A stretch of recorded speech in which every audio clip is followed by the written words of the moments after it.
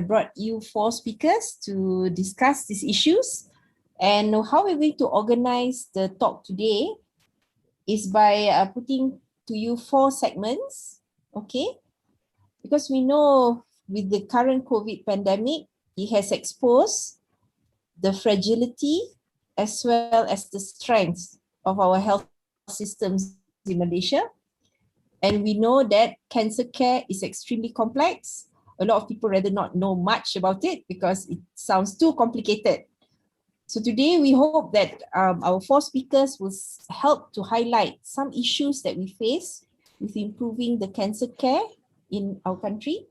So the first speaker will help us understand a little bit more about the Malaysian public health system, what is in existence and how it can be improved upon for cancer care. Following to that, we will zoom right into cancer therapies, where we will listen from our second speaker, Associate Professor Adlinda, who will be covering on the point of view of oncologists in Malaysia practicing value-based medicine in our health systems. The third speaker, Dr. Rama, will be hopefully a representative from our vibrant and robust drug manufacturing sector in Malaysia.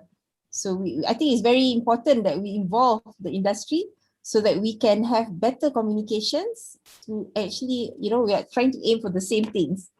And of course, the last one is what Mr. Wong says, to be able to understand access to cancer care, because we often hear about how expensive drugs are.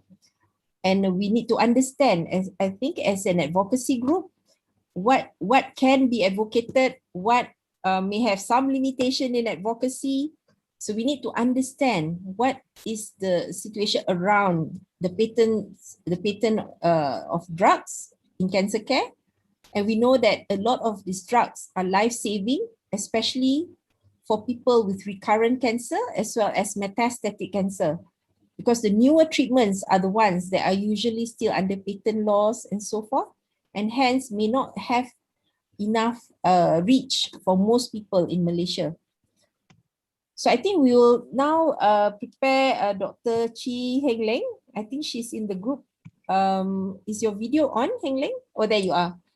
Yeah. So I'll introduce Dr. Chi Heglang. She works in the field of health and healthcare and was part of the group of academics, researchers, activists, and advocates that founded the Citizens Health Initiative back in 1998 to work towards equitable, accessible, and sustainable healthcare, quality healthcare. She has previously held positions in University Putra Malaysia in the Department of Community Health, Faculty of Medicine and Health Sciences, and she was in the Asia Research Institute in National University of Singapore and the Women's Development Research Centre, University Science Malaysia. Her publications include articles on health, healthcare, medical tourism in academic journals. A special issue on global social policy on medical travel that was published in 2010, and she edited the book Healthcare in Malaysia, Dynamics of Provision, Financing and Access in 2007. So without further ado, Heglang, we pass the floor to you. Maybe you want to set up your slides while we start off with the first question. Okay, maybe you need to unmute yourself.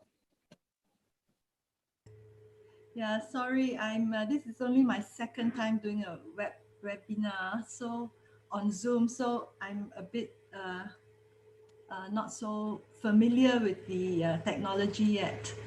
Okay, no problem. Ask for your forbearance. Anyway, before I answer the question, Prof. Noor Aisha, thank you very much. Let me first place a caveat, which is that I have generally worked in the area of health policy and healthcare systems. So what I haven't done is I never done research or work specifically in cancer. So what I have to say is actually a more general kind of picture, and I will be talking about how I see the need to reform our healthcare system to better serve patients with NCDs, non-communicable diseases, of which cancer is one, but it also includes diabetes, hypertension, strokes, and heart problems. Okay. Okay, let me begin by sharing screen then. How do I do this?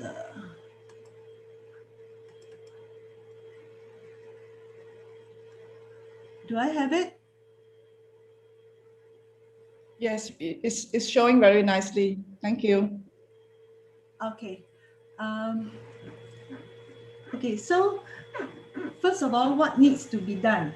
I will confine my comments to two major prongs.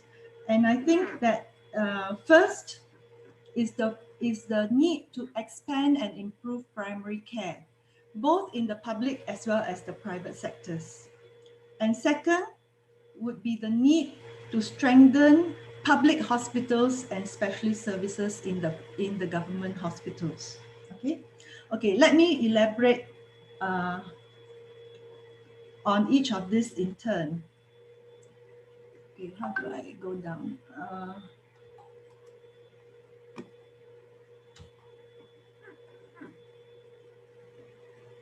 Okay, why do we need to focus on primary care? This is because in the current situation, there is a very high prevalence of undiagnosed non-communicable diseases, NCDs, at the community level. And how do we know this? We know this because of community surveys. So the largest of these is the National Health and Morbidity Survey, which is carried out regularly. And the last one that was done in 2019 shows, for example, this graph. People at the community, like for example, 1 in 5, about 20% of people in Malaysia has diabetes, okay? 1 in 5. And out of this 1 in 5, about half, 9.4%, have been diagnosed, medically diagnosed. But the other half actually didn't know that they had diabetes until they were surveyed by the National Health and Morbidity Survey. And even when we talk about, and if we talk about cancers, level of secondary prevention, which is for breast and cervical cancers, I just give this as an example, is actually very low. For example, 3 in 4 women aged 40 and above have never had a mammogram. Okay? 1 in 2 aged 18 and above did not practice breast self-examination. And for cervical cancer screening, 60% of women aged 20 and above did not undergo pap smear tests in the past 3 years. So this shows actually very low level of secondary prevention in the community level. So these statistics show a high prevalence of NCDs and NCD risk factors in the community level means that a large proportion of these people who are not diagnosed, they will not be diagnosed until the disease reach a very late stage. And these statistics show that our preventive and our primary care services are not adequately addressing these problems at the community level. For cancers especially, the most important for successful treatment is early detection. And this has to be done at the primary care level. Later stage treatment will be more expensive. So we need very much to strengthen our primary health care. So how to strengthen primary health care? There are two prongs. We have to strengthen both the government sector as well as the private sector. Now, in the government sector, we need to upgrade the existing clinics. We have about 2,885 Ministry of Health clinics, but not all of them have adequate facilities and staff, especially staff, for to provide screening for NCDs, counseling, and treatment for the populations that they cover. So it will be a long and painful process, but hopefully not too long, if resources are poured in to upgrade these existing clinics in terms of both staff numbers as well as staff training. Second, we don't just need to expand, we also need to reorganize, because our healthcare system in the past has been built to address maternal and child health, and it does it very well. We have handled maternal child health very well. We have handled infectious diseases like malaria, typhoid, cholera, things like that very well, TB, but it is not well organized for addressing NCDs and cancers. So they need to reorganize for continuity of care, because for NCDs, the continuity and the bond between patient and doctor is important. And you cannot get that in the current government healthcare system, because every time you go, you can be seen by a different doctor. So it needs to be reorganized so that there is continuity of care with the same doctor, same patient for a longer time period. And finally, we also need to improve the health promotion at the community level that can carry out programs to encourage communities to live healthier lifestyles and to go for screenings. However, strengthening the public sector is not enough, because we may have 2,885 MOH clinics, but this only represents 27% of primary care points. Okay, we have in the private sector actually 7,988 private clinics, which represents actually 73% of primary care points. Okay, so I would suggest we need to also strengthen primary care in the private sector. Now, we already have the PERCA system, okay, thanks to the last government. And the PERCA system currently provides for screening for NCDs for the B40 group. One way to go about it is to expand this, to expand the services for PERCA B40 to also include follow-up and continuous care, okay, not just screening. So to expand this, of course, requires much more than just doing the same of everything. We also need to review and try to find the best mechanisms for doing this. And I would suggest that we need to pay the GPs adequately. The government needs to pay the GPs adequately for their services.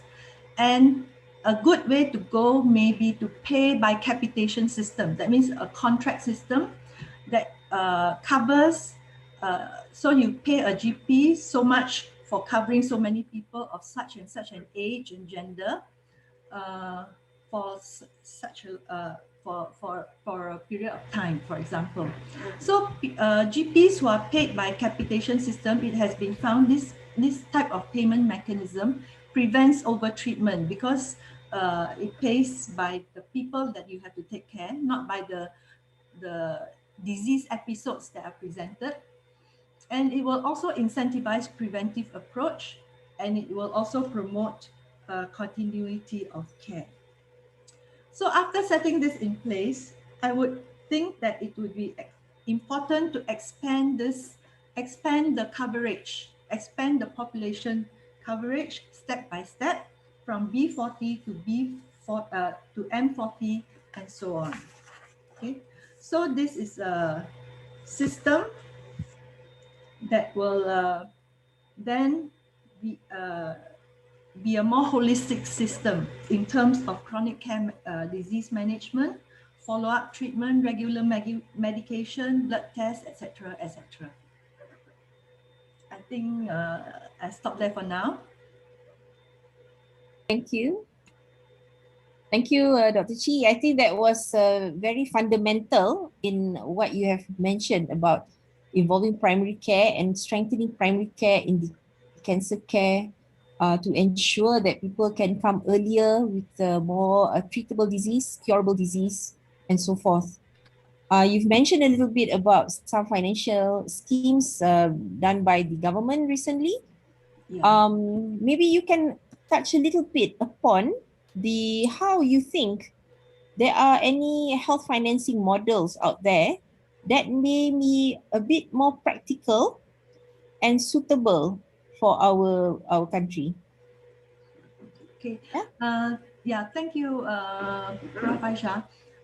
Before I do that, I think I forgot to say that it is also important to strengthen and improve hospital and specialist care in government hospitals. Before I touch on the financing, so it's not only primary care, although primary care is the most important. We also need to strengthen and improve hospital and specialist care in government hospitals.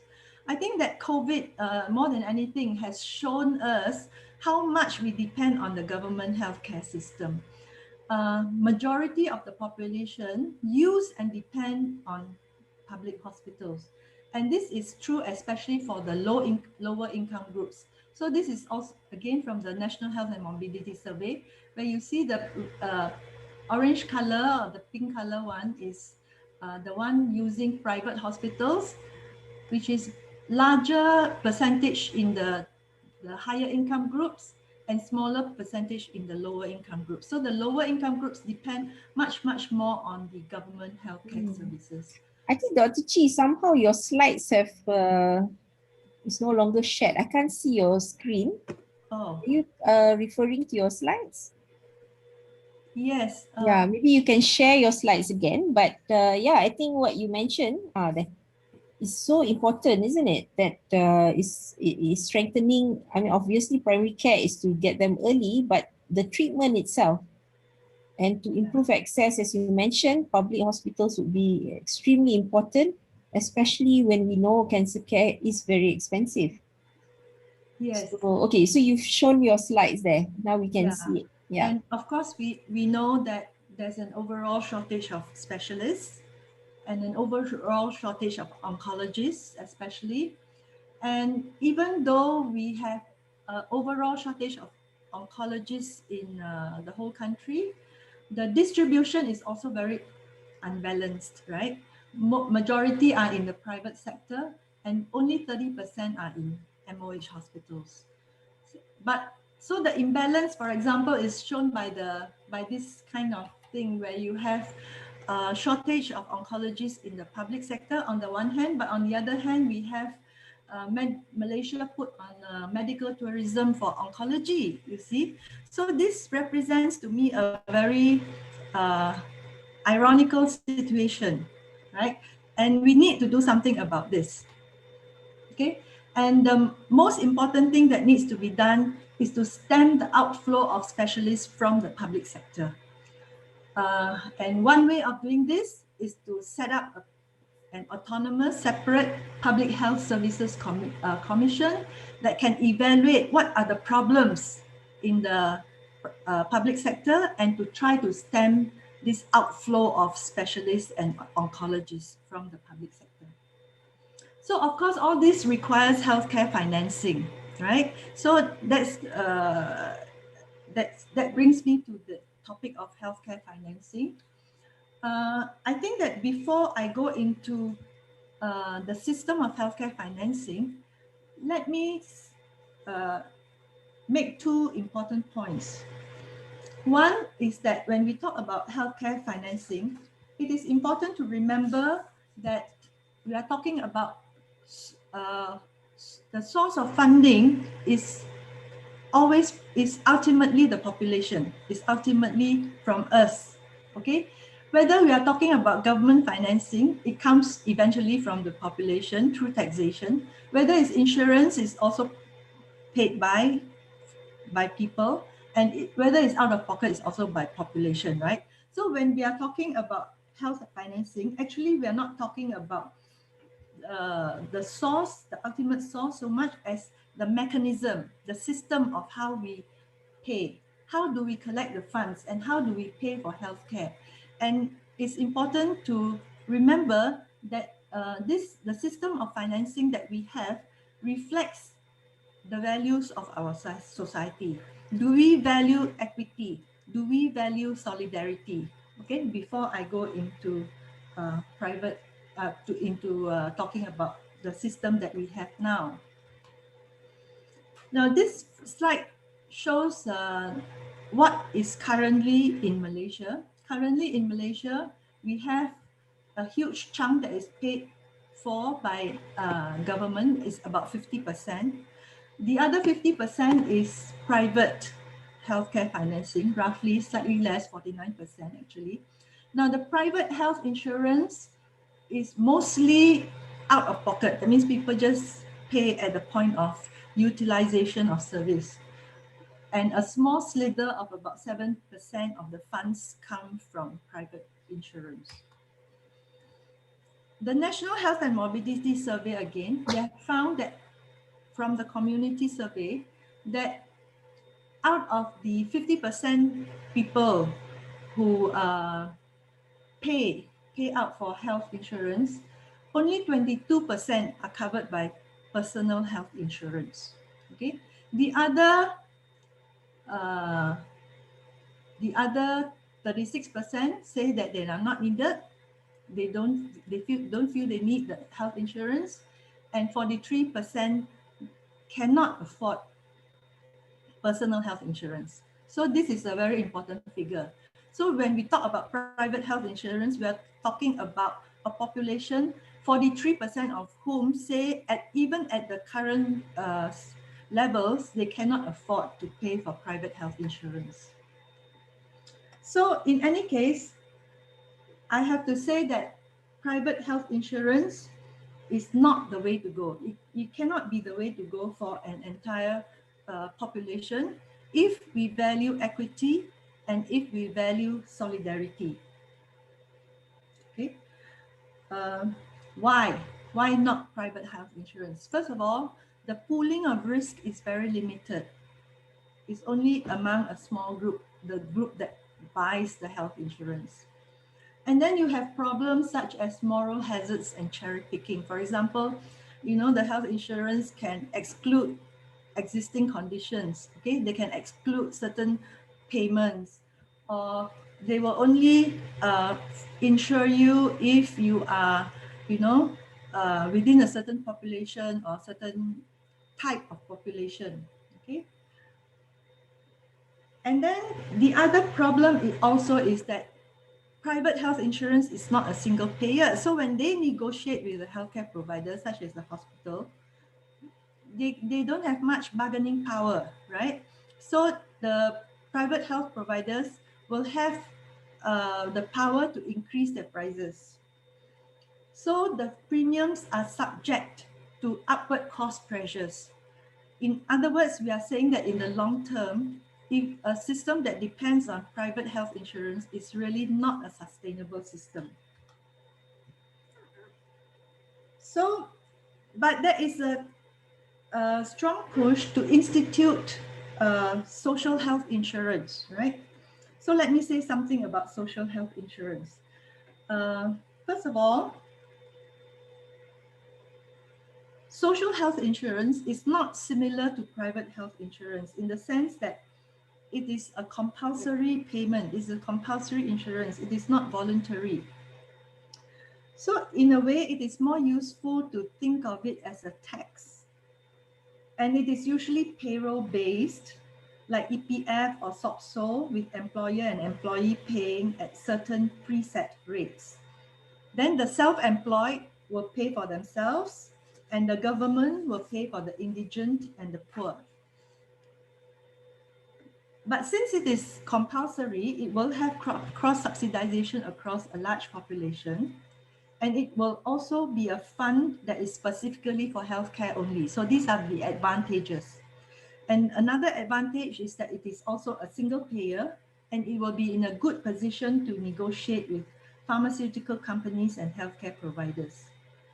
However, whether it is equitable or progressive will depend largely on how the collections are structured and what the coverage is like. Okay, so I want to argue that when we compare taxation-based financing with social health insurance, actually taxation-based health financing has more advantages, especially for Malaysia at this point in time. Okay, first of all, cost effectiveness.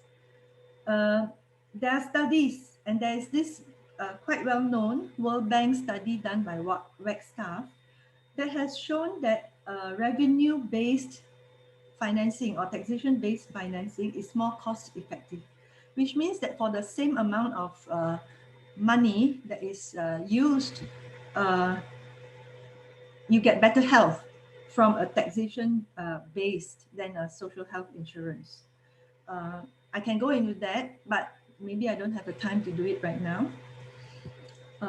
Secondly, social health insurance is more expensive because it has an additional layer of administrative costs. For example, you have to have an administration for the enrollment, for the collection, for the coverage, for the claims, for the payments, and it's quite difficult to cover like the informal sector. And so if your country has a large informal sector, it will be very difficult to make them pay. And even for formal sector, the employers will can resort to evasion. So all this makes it very difficult, and you need very strong administrative controls, which require additional costs. Okay. Thirdly, it is payroll-based, and the revenue collection is subject to changing economic environment, right? So, for example, if there's shrinking formal employment, especially during financial crisis like COVID now, you know, and when there is increased unemployment, your revenue collection will be lower, and there will be decreased coverage. Okay. So, because social insurance is prepaid and it pays health providers on a fee-for-service basis, it is also subject to the same moral hazard problems as private insurance. That means there will be upward pressure on costs, and you will need strong administrative controls to control these costs. So it is for this reason that for the sake of long-term sustainability and for the sake of solidarity and risk pooling across the whole population, that I would argue to retain the current based health financing, but with increased government spending. And the government needs to spend at the very least, the WHO recommended level of spending for developing countries, okay, which is 5% of GDP. At the moment, our government only spends 2% of GDP. I think I will end on that note. Thank you, Dr. Chi, or Heglang. We can call you Heglang, right? Sure. Yeah, so I think that was a very good explanation about what is in existence and how actually we may be all fighting for this very small pie that has been allocated for health in the first place. Yeah. So I think what we will do, we will keep all the questions to the end of the discussion today, and we will now bring on Prof. Adlinda to share with us the point of view of how our oncologists are practicing value-based medicine in Malaysia. Just hold on, okay, so Dr. Adlinda is an associate professor who is based in our Faculty of Medicine, University of Malaya. She graduated from Southampton University, UK, and completed general medical training before being awarded the MRCP by the Royal College of Physicians in the UK. And she obtained her fellowship, the FRCR, by the Royal College of Radiologists in Clinical Oncology in the UK, and awarded the certificate of completion in clinical oncology by the General Medical UK Council in 2011. So she's been with us since 2012, and she's the former head of department of the oncology department. She is also a PI and sub-investigator for several ongoing and completed clinical trials. So she is, I think all of us know Adlinda as the quiet, silent type. So I think today we are giving her the floor or the screen to tell us a little bit about what she thinks is important for, as, we are, after all, an advocacy group. We are guided by our oncologists in terms of what sort of drugs that may be available out there that can be brought to a more affordable price. So there are cancers like prostate, lung, breast, colon, kidney that, that we might want to speak up about to improve the affordability to our patients. So maybe without further ado, Dr. Adlinda, thank you very much for making your time. So the screen is yours. Thank you. Thank you, Prof. Asha. Assalamualaikum all, and good afternoon. Thank you for inviting me. Actually, I said yes before knowing what the topics are for this forum. So I'll make a start. So this is what I gather from the question asked for me to cover. So first is efficacious drugs for advocacy purpose and drugs to lobby for Blue Book, and then improvement in public and private sectors for cancer care and treatments from clinician standpoint. Okay, before I proceed with those topics, I just want to share regarding our practice now in the time of COVID pandemic. As you can see from the slide, the COVID pandemic, especially in Malaysia, the death rate has increased, and globally, that's the death rate, as you can see from the data on the 21st of July. But still, cancer kills more or causes more death per day. So we have to bear that in mind. In terms of I can talk about our experience at Medical Center. In terms of our service for patients having active treatment, we are continuing our service as per usual. But we are having tough time in terms of changing certain things. For example, we have to reduce the number of patients for outpatient clinic because we need to reduce the crowd in the waiting area. We have always been not so strict to patients in terms of sometimes they come earlier than the time of the appointment, but now we have to be more strict so that we can limit the patient waiting per time. So that's one. We also have to reduce inpatient beds. So this is at UMMC again for different reasons. One, to make sure sufficient distance which is safe in terms of infectivity, and also because of human resource. So some of the nurses have to be pulled to other ward, especially to cover with COVID ward. So we have to make sure that we maintain the quality of care. So we have to, hence we have to reduce the inpatient bed. And now, Prof. Maniza is covering COVID ward. So she's in charge of a COVID ward. So we have to, release many MOs, many medical officers to help with the COVID from last year. So before this, they help more with outpatient, with doing COVID swab and all that. But now we have to cover the COVID ward. And initially it just involved the medical officers, but now the specialist has to be, it's made mandatory for us to also help out. To help out our colleagues who has been covering the COVID ward so far. So this is what happening in UMMC and also in HKL. So the impact on HKL actually I would believe is much larger because they cater for almost the whole Malaysia. As you know, there are not that many cancer centers outside the Klang Valley. So a lot of patients actually go to HKL or IKN to seek for cancer care. So they have to reduce the inpatient's bed. They have to lend the staff to for COVID care. So a lot of pressure. And I mean, we try to help out.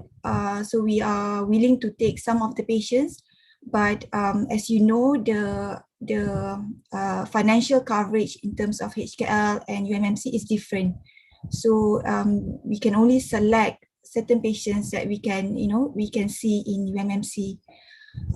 I put there HKL, they see 50 to 100 new referrals for new patient with cancer.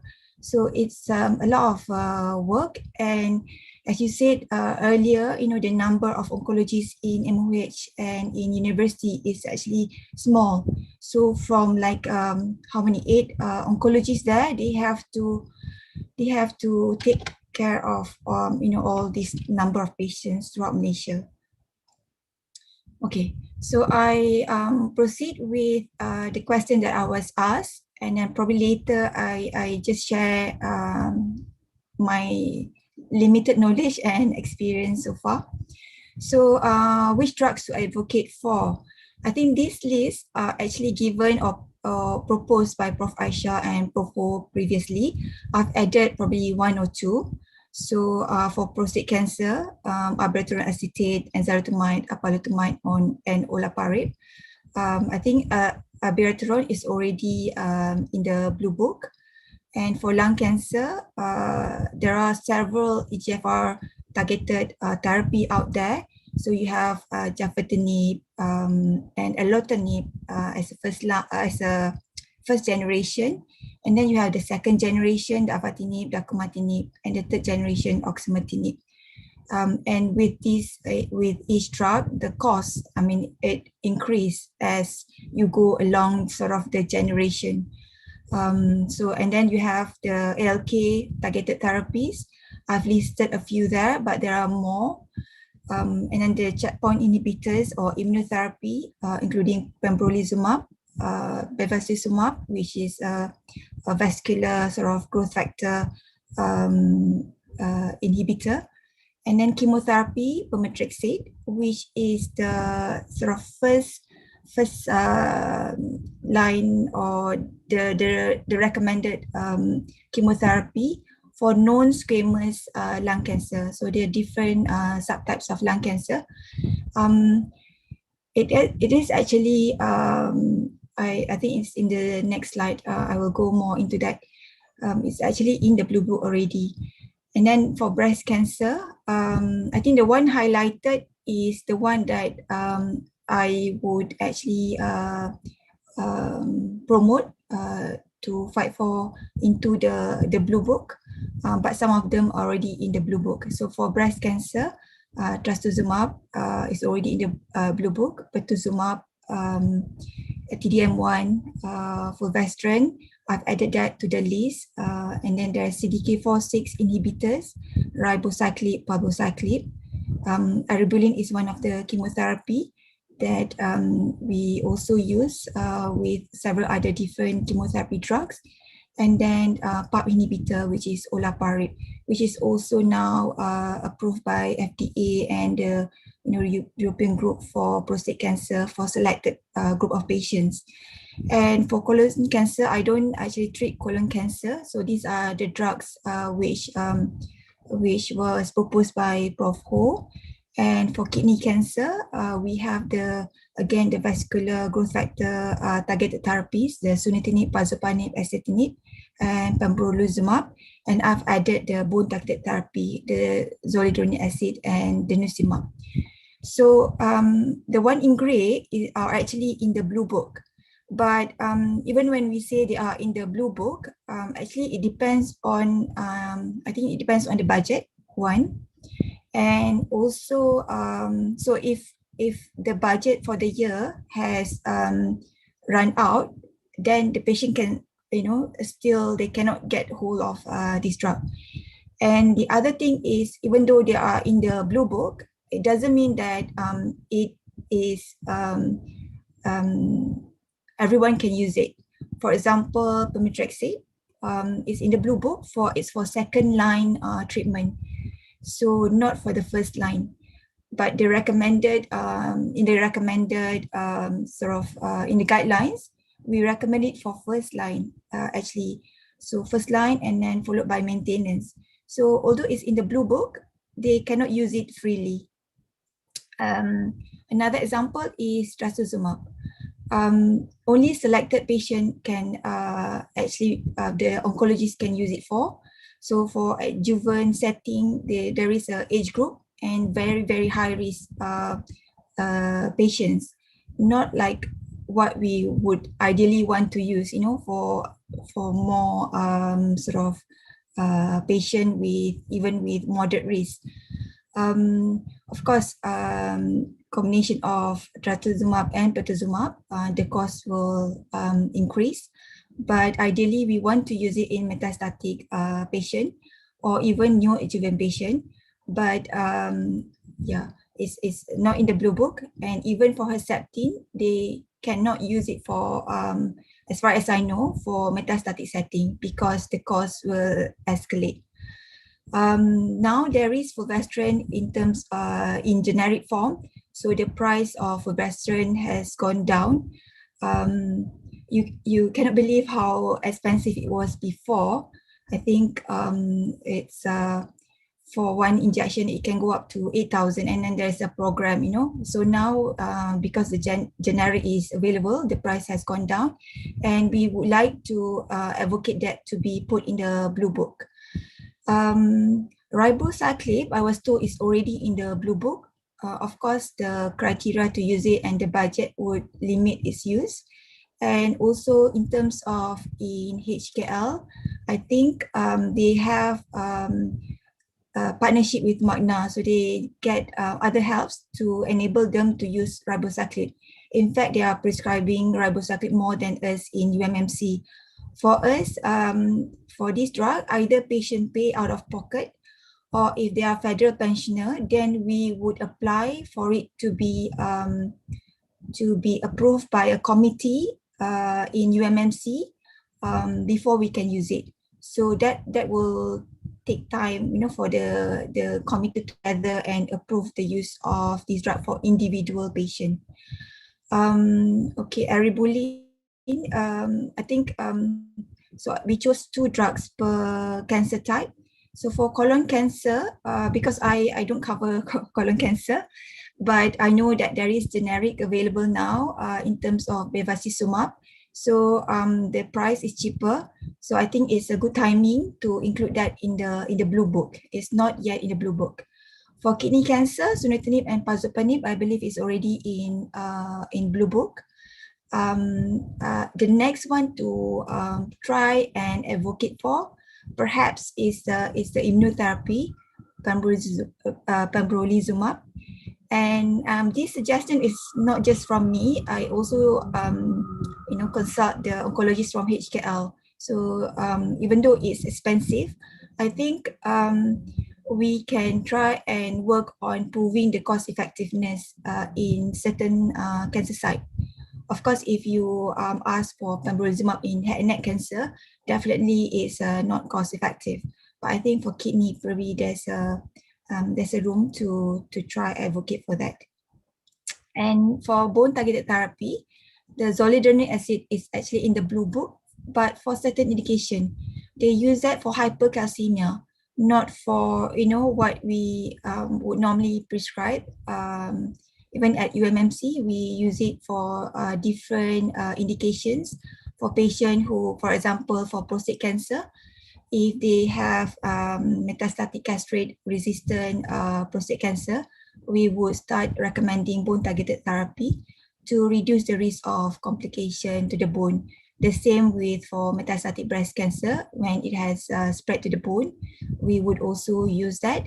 And we also use that for prevention as well in patient who is on aromatase inhibitor.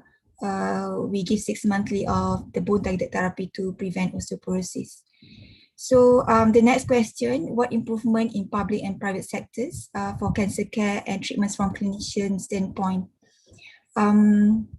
I think we are practicing more and more evidence-based medicine. So this one needs to be continued both in public and private sectors. As mentioned earlier, we need higher budget allocation for drugs, not just for MOH but also for PPM. We have we get a budget which certain amounts, and that covers for whole sort of condition, like for diabetes, etc. And this budget is for cancer patient. The budget is from the same pool, so it's very difficult even for the committee itself to manage this budget and ever increasing demand. So it's very difficult. And as mentioned earlier, I checked earlier, the GDP 2019 Malaysia is 3.27, comparing to Singapore 4.46, and US 18%, UK 10%. So the amount of GDP for us is small indeed, and even with less percentage, it's very difficult to get hold of a lot of these drugs, which are getting more and more expensive. And this is mentioned earlier as well, human resource development. We are losing specialists, oncologists to private care, which is not surprising because I think some of them looking for more sort of gain in terms of finance, and some is just trying to get better sort of perhaps quality of life in terms of time spent at work. So and then specialized nurse, we need to make sure that we train these so that we don't we get more specialized nurses, physicists, radiographers for the radiotherapy part. And at the moment, as I said, a lot of cancer center is actually in the Klang Valley. So this is in the plan, in the government plan, to have one cancer center in sort of hopefully every state, but at least one or two in Pantai Timur or the north, and maybe one in Malacca.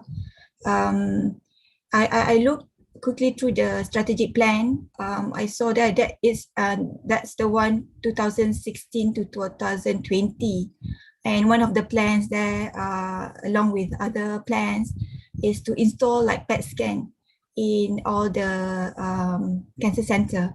But as yet, I think that has not been realized. It's still in negotiation. I just checked with Sarawak. They are still, talking about it. And then so that comes along with upgrading current facilities. And in terms of private sectors, this is from oncologists from MOH. They urge them to provide reasonable expectations to patients to avoid insurance exhaustion phenomenon, where patient runs out of money very early on, and then they have to then be transferred to MOH. And then perhaps more corporate social projects to benefit patient. So I just touch a bit on value-based medicine. This is what the government is actually sort of promoting. So before I mentioned about evidence-based medicine, and that the question for the evidence-based medicine is, does this intervention make you live significantly longer or live better? So the value-based medicine, the question is this worth doing compared with other things we could do with the same resource? So it takes into account the resources. So when we talk about value, if we talk about value-based medicine, the economics comes into it and the ethics. So they are inextricably involved in deciding the aims of healthcare. And the value is probably different from the patient perspective and the payer perspective. So in government setting is from the tax money. So from the patient perspective, what is good for an individual and the best health for a patient. So every patient is different. And from the payer perspective, what is good for society, and it takes into consideration the most health for the population from the limited resources. So the resources is very important. So from patient perspective, value is so much more than money. The length of life, the quality of life, time without symptoms or toxicity, ability to keep working, and many more. Okay, so I just show this to illustrate in terms of for cancer care. We talk because I'm talking from the oncology point of view. So it's from radiotherapy and the medical therapy sort of budget. So in terms of radiotherapy, it actually, in terms of curative treatment, 70%, it contributes 70% to curative treatment.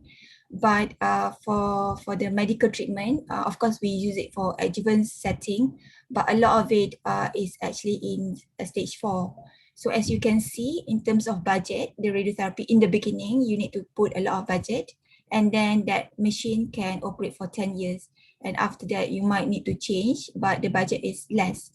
So that is radiotherapy.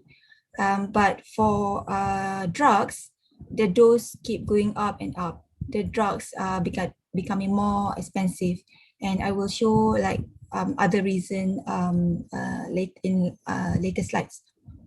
So in terms of the treatment that we recommend to patient, one, we recommend treatment based on evidence-based, and two, the treatment that we recommend in hospital, it's actually approved by the Malaysian bodies. So in Malaysia, it's MPRA. So they don't just approve the the drugs, the biologics, the generics, but also other things like the herbal, the health supplement. So they go through that. And if you look at the regulatory life cycle, there are different phase in terms of the drug. They go through the preclinical, clinical trials, and then they get approved.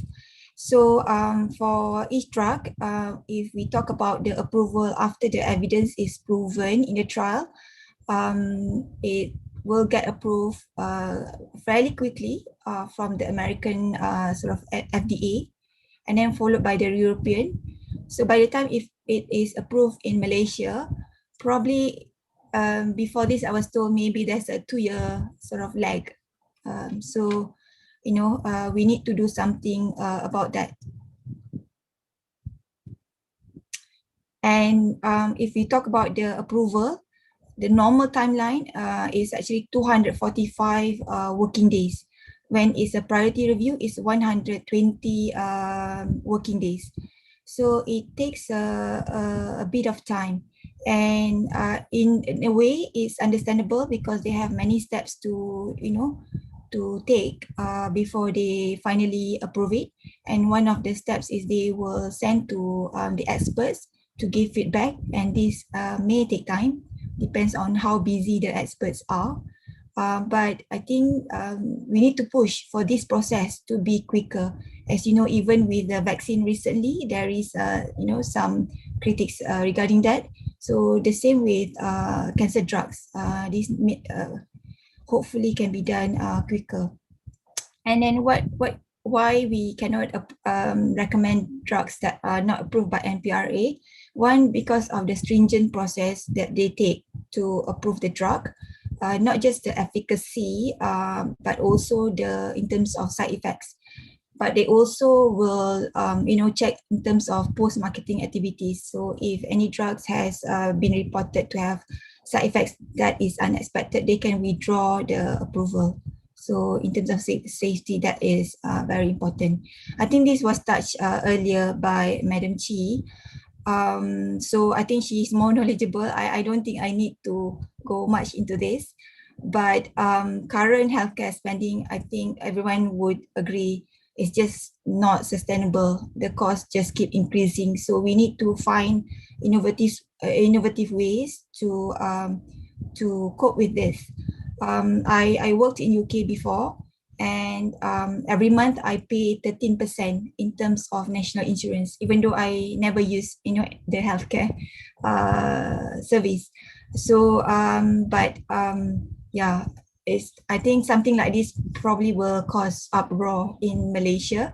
So I think I won't go much into this. But as I mentioned earlier, we need to increase the budget for healthcare, and that include for cancer care.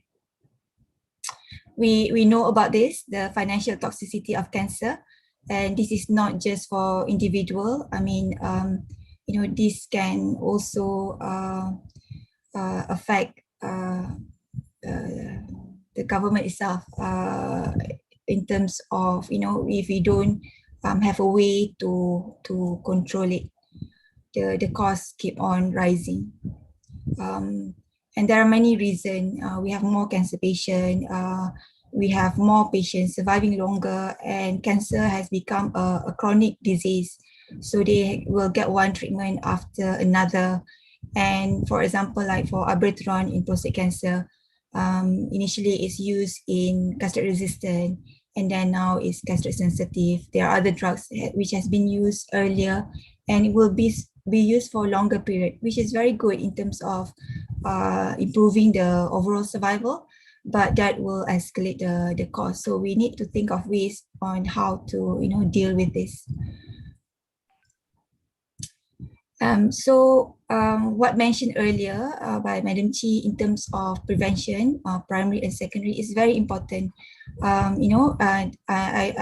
If you see on the, of course, on the left side, we need to be careful in terms of advocating drugs, make sure that we don't get into the trouble as is reported here.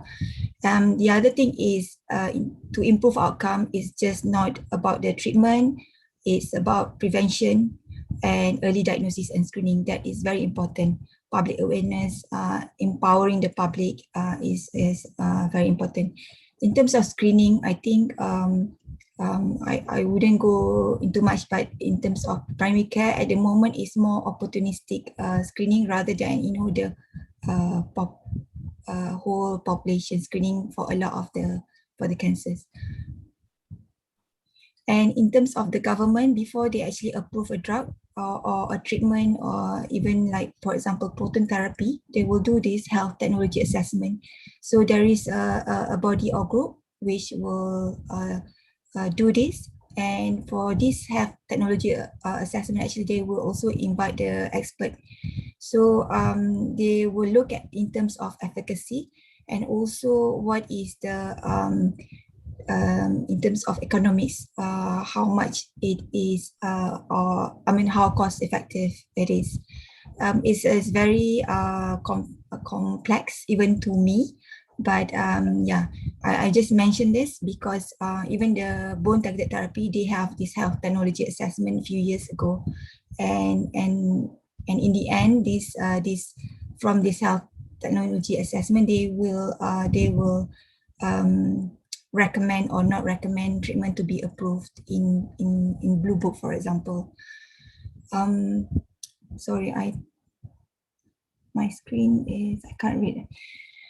Okay, so how classes of treatments to target for cost-effective care. So what can we do as for me as oncologist? Need to look into all the evidence, and look at like how much extra benefit one treatment over the other. I have to say a lot of the targeted therapy that we use, that is very expensive. In terms of individual patient basis, some of them really help, and in terms of quality of care is actually really good. But to look at sort of for population view, we have to spend more wisely in a way. I think because of the cost constraint, the availability of generics actually makes a lot of difference. For example, for abiraterone is proven for many years now, but as the generics comes in, the price has gone down. And I think the society has done a lot of work to negotiate the price and all that. which is very good because the useful, I mean, the effective drug can be can benefit more patient. But we don't have generics for a lot of the new drug, so that is a problem. So before I end this, my take, the first one has been mentioned before. The second one, in terms of insurance coverage, there is issue with this because I think even the insurance coverage is not clear in the terms, and the definition from the insurance company point of view and from oncologist point of view and patient's point of view. There is it's not the same, and I think the insurance company is getting more sort of into detail. So certain adjuvant treatment, it is getting more difficult for patients to claim. I think this is something that probably we can work on. Like a lot of the oral medication is not covered, but for cancer care now, a lot of the treatment can be per oral. So I think I don't know how, but we need to improve in terms of this, and probably advise on patient, like the public, if they're taking on insurance, to really read into the detail and make sure that they know what they're buying. And the other thing is a lot of negotiation needs to be done for price reduction for compassionate program. In terms of research and clinical trials, I think this is very important. For me, one of the reasons why I take up clinical trials, although they require a lot of time and effort, but is one of the avenue that a patient actually can get standard of care and also potential new effective treatment. So that is my primary drive in involving in clinical trials. And I think research into biomarkers for efficacy is very important. As we know, like in terms of immunotherapy, it doesn't benefit all patients. So if we can get a better biomarker, then the treatment will be more cost effective. And real world experience, we don't, sometimes we need to know from experience what works with patient. Sometimes we alter in terms of the treatment so that patient can benefit from it longer. And I'm talking about like the schedule, the dose. So this is to ensure we maintain overall survival benefit and also quality of life, and also minimize the financial toxicity. I think I end there. Sorry if I take too long. Okay, I think, Dr. Rida, I was going to stop you, but I couldn't, because I think what you said were all very important points. And I think for an organization like TAC, I think we are trying to train advocates. These are very important points that you put forward. Thank you for putting the perspective on the causes of death in terms of the different types of diseases. I mean, we are all right now in a raging pandemic, but we don't know, that actually the main causes of death is still cardiovascular cancer. And this is not put enough attention to the care of our patients. I mean, as we speak today, we can discuss this later at the end of the talk about what's happening during the pandemic. You reiterated again that the GDP, the pie that we use for healthcare is still too small in comparison even with other middle income countries. And of course, the stories about, insurance definitions, insurance exhaustion, how we're going to finance care. And I hope that maybe, this is a short session. There are many other opportunities to have this discussed in a more detailed manner and coming up with better innovative solutions. But yes, I think I will stop the 2 sessions first. I'm going to pass this over to Mr. Wong to carry on with the 2 other speakers. All right. We are really running over time. Yes.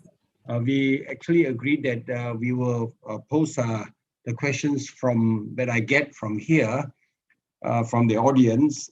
They are fortunate. There are only two. One, maybe we do it very briefly. We can do it at the end, Mr. Wang. The question. We can do it from the end also. Yeah. Do it at the end. Okay, we'll do it at the end. So now, I think now we proceed to the next session because we are running short of time. The next important guest speaker is Dr. Rama. Dr. Rama is a medical doctor. Is the representative from the manufacturer and distributor of generic drugs or medicine, and also represent from Unimed. His main area of expertise is to engage with key opinion leaders for scientific data exchange in various therapeutic areas. One of it is oncology. And today, Dr. Rama is together with Peter Rayner. I saw him in the crowd. And Peter Rayner is the Vice President of the manufacturer and distributor of generic drugs. He is in our crowd here. And Peter, if you feel like joining in, please do. And okay, without further ado, we invite Dr. Rama and Dr. Mara, your turn. Go ahead. And please unmute yourself. And you can share screen now, please. Yeah. Okay. Thank you, Mr. Wong, for the introduction.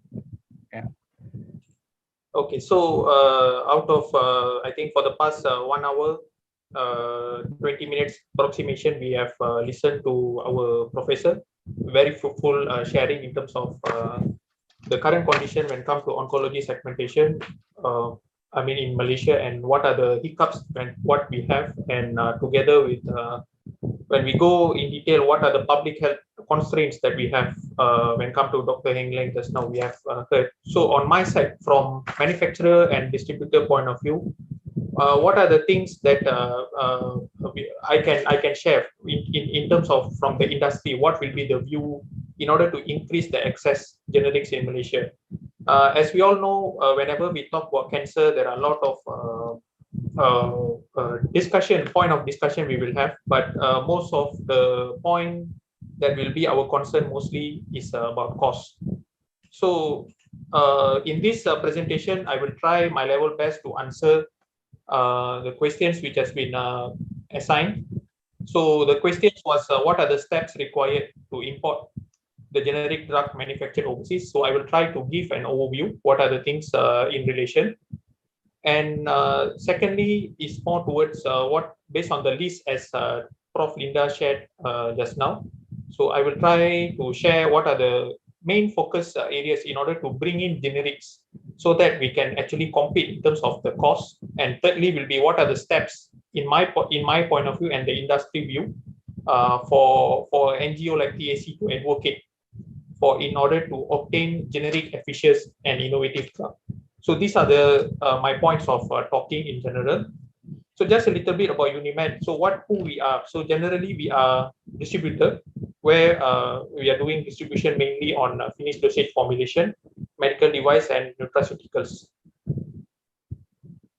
So when talking about oncology segmentation, so these are the list of manufacturers and what we are doing currently when it comes to oncology. And these are some of the companies in general when it comes to our counterpart, which is Venus Remedy and Shilpa Medicare. And we also have some onco drugs in relation with Gland Pharma. So when we speak about Venus Remedy, one of our counterpart, their presence is around 70 plus countries. And they do have R&D facilities where they involve in manufacturing of various onco drugs, and they possess their own research center. And most of their products are marketed in Europe and US. So as you all can see, Venus Remedy, one of their focus area is more towards cancer. And these are all the manufacturing plants where mainly is located in India, and they also have a manufacturing plant in Germany. And these are some of the drugs where we have already commercialized for the past 3 to 4 years in Malaysia. Gemcitabine generic, epirubicin, and then we also have docetaxel and cisplatin. And these are some of the lists like bortezomib, irinotecan. So all these are the drugs which are already been commercialized from Venus Remedy from our side. And these are some of the products under registration where we are looking into some of the potential when it comes to the usage in order to make the availability of generic. And next, the second counterpart we have is Silpa Medical Limited, where their focus area is more also towards oncology. And they do also have a lot of products under late stage of clinical development in key therapy areas, and one of it is oncology.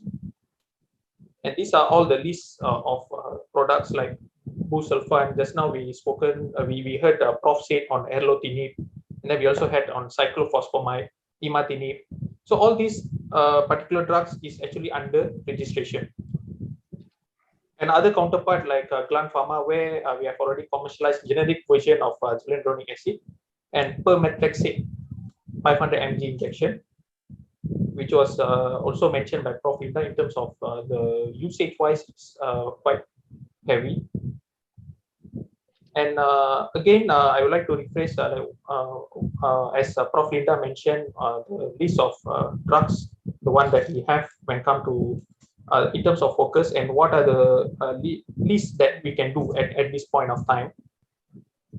And just to introduce zoledronic acid, the generic of Zometa, where it was launched in May 2019, and currently it is used widely when come to PPU game, where some of the tenders are there, where this brand are being supplied. And another important thing whenever we are speaking about generic version of any molecules, so US FDA Orange Book is one of the best reference that we can go on about. And just to show that we are very particular in this particular thing in order to make sure that it is safe, effective, and in terms of quality also it is the same as innovator. And the injection is being listed under Orange Book. Okay, so going into the questions which have been imposed on the industry to reply in this particular forum.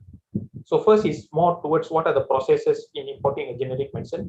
As what we have seen, Prof. Linda actually made a very nice summary when it comes to the importing of generic medicine. So the stages, what are the stages? When we want to speak about pharmaceutical industry, what are the things that it is mainly about? So first, usually when come to when we are looking things, it will be more towards business point of view. At the same time, patient need. So all this requires a kind of basis of market survey, and then interview of key opinion leader, where we need to know the need, whether the supply that we're going to give, will it fulfill the requirement by the healthcare system, and feasibility on commercialization. This is where actually in terms of quantity will come into a picture. This is where actually cost also will come into a picture. So after that, the process will proceed with registration. And once it is completed, import license acquisition, we will acquire the import license, then it will go into marketing. And then the product will be available for use in local market, and it will be monitored throughout with pharmacovigilance. So this is how in general when it comes to the stages. So when it comes to registration, if we look into a bit clearer picture, so this is what actually we can say when it comes to procurement method of new generics, where we will have the there are two ways actually in terms of acquiring this the products. So when we speak about registration, there are three scenarios. So scenario one, if the innovator has been registered, we can go to submit the required documents accordingly to register our generic version. And second scenario, sometimes there is a request, there is a requirement where innovator is not registered in Malaysia. So that's where actually the submission of generic, it will be classified as a new chemical entity. So if we look into scenario one and scenario two, the document required is actually differs from scenario one and scenario two. So if we talk about biologics, it is a totally a different scenario or different understanding in terms of the registration, where the biologics is usually refers to innovator, and if we would like to go for generic version of the biologics, that's where actually the term of biosimilars will come into a picture. So this is how the process of registration will happen. At a glance, if we look, and secondly, it will go more towards import permit, where this import permit usually will involve depends on certain conditions, and there are some procedures that need to being taken off. We will see in detail. So this is what actually I have mentioned, where the differences, the set of documents which are required for the submission is actually different from generic and new chemical entity. And this particular diagram is actually giving us a kind of idea how actually the process of approving a product is going through, where there will be a meeting of drug evaluation committee, and then it is followed by meeting of the authority. So if approved, that's where actually licensing will happen, or we will go for post-registration process. So as I said, usually when we talk about document submission, when come to product registration, when come to generic segmentation, this particular table showing us a kind of a summary of what are the documents which we require, part 1 until part 4. So part 1 usually it refers to administrative data and product information, and part 2 usually depends if we need to give data to support product quality. Part 3, it is more towards product safety, which is related to non-clinical document, and part 4 will be more towards product safety and efficacy, which involve clinical documents as well. So as we can see for biologics registration, we require all the 4 parts. And when it comes to NCE, we also need all 4 parts. Okay, so when it comes to a normal generic, which innovator is available, there is only we need part 1 and part 2. So just to rephrase or just to reframe on ourselves on this particular thing that we would like to go for. So how about biosimilars? So as I mentioned, for biosimilar, it requires all 4 parts, and bioequivalent need to be done to show that it is equivalent to the biologics. And this regulation, when we speak in terms of the availability in Malaysia, usually it is referring to ICH and EMA guideline. So just to touch a few points, because everything when it comes to biosimilars, most of us do have some understanding what is it biosimilar in general. Whenever we are submitting biosimilar, anything for the registration of biosimilar, usually it will the reference will be more towards the biologics, which is the innovator, and we need to see what is the differences in terms of the process. So the 2 biologicals produced by different manufacturing processes cannot be shown to be identical, but similar at the best. So that's the reason why we can see the term of biosimilar, and the standard generic approach is scientifically not applicable to the development of biosimilar products, and additional non-clinical and clinical data is usually required. So basically, when we want to register a biologic as a generic, the number of documents that we need, it is almost the same like what we see in biologics.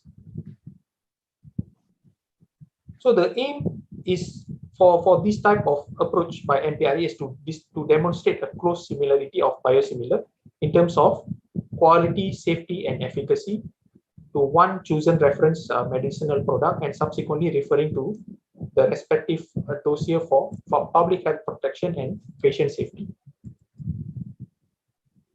Okay, so this particular table to just make us understand about the requirement, the document requirement of NCE and biosimilar, how does it differ if we compare head to head. So second option, it is totally understood that normal registration will actually quite time consuming, where we need a lot of number of days for us to get the product approved, for us to get the product approved. So when come to import permit, we do have this is another option that we can go all about. However, it depends on one condition which is only applicable to life-threatening diseases, so need to be justified accordingly. So this is where actually when we speak about import permit, the preparing of document, where there is a specific form that need to be filled in, and a lot of even for this particular step or procedure, we need to submit clinical studies together and product insert, product picture samples, SMPC, and everything. So after submission, the evaluation will be done within 14 days. So that's where actually we will know the result, whether we approve for the import permit, and the number of quantity of the molecule that we're going to import will be mentioned in that import permit. And that's where actually we can proceed in case our application is approved. So like just now Prof. Linda mentioned on Abiratron on acetate 250 mg, where the patent is off and generic also available. However, the price is still expensive. So based on our point of view, when we see the price fluctuation, sometimes it increase or sometimes you can bring down the price. It also happens because of supply and demand and availability of raw materials as well. So these are some of the reasons if we look in from industry point of view. And this is actually one of the report from IHE report 2021, where they are actually showing in terms of the price changes trend before patent off and after patent off. So this is actually the indication where we can see the price changes.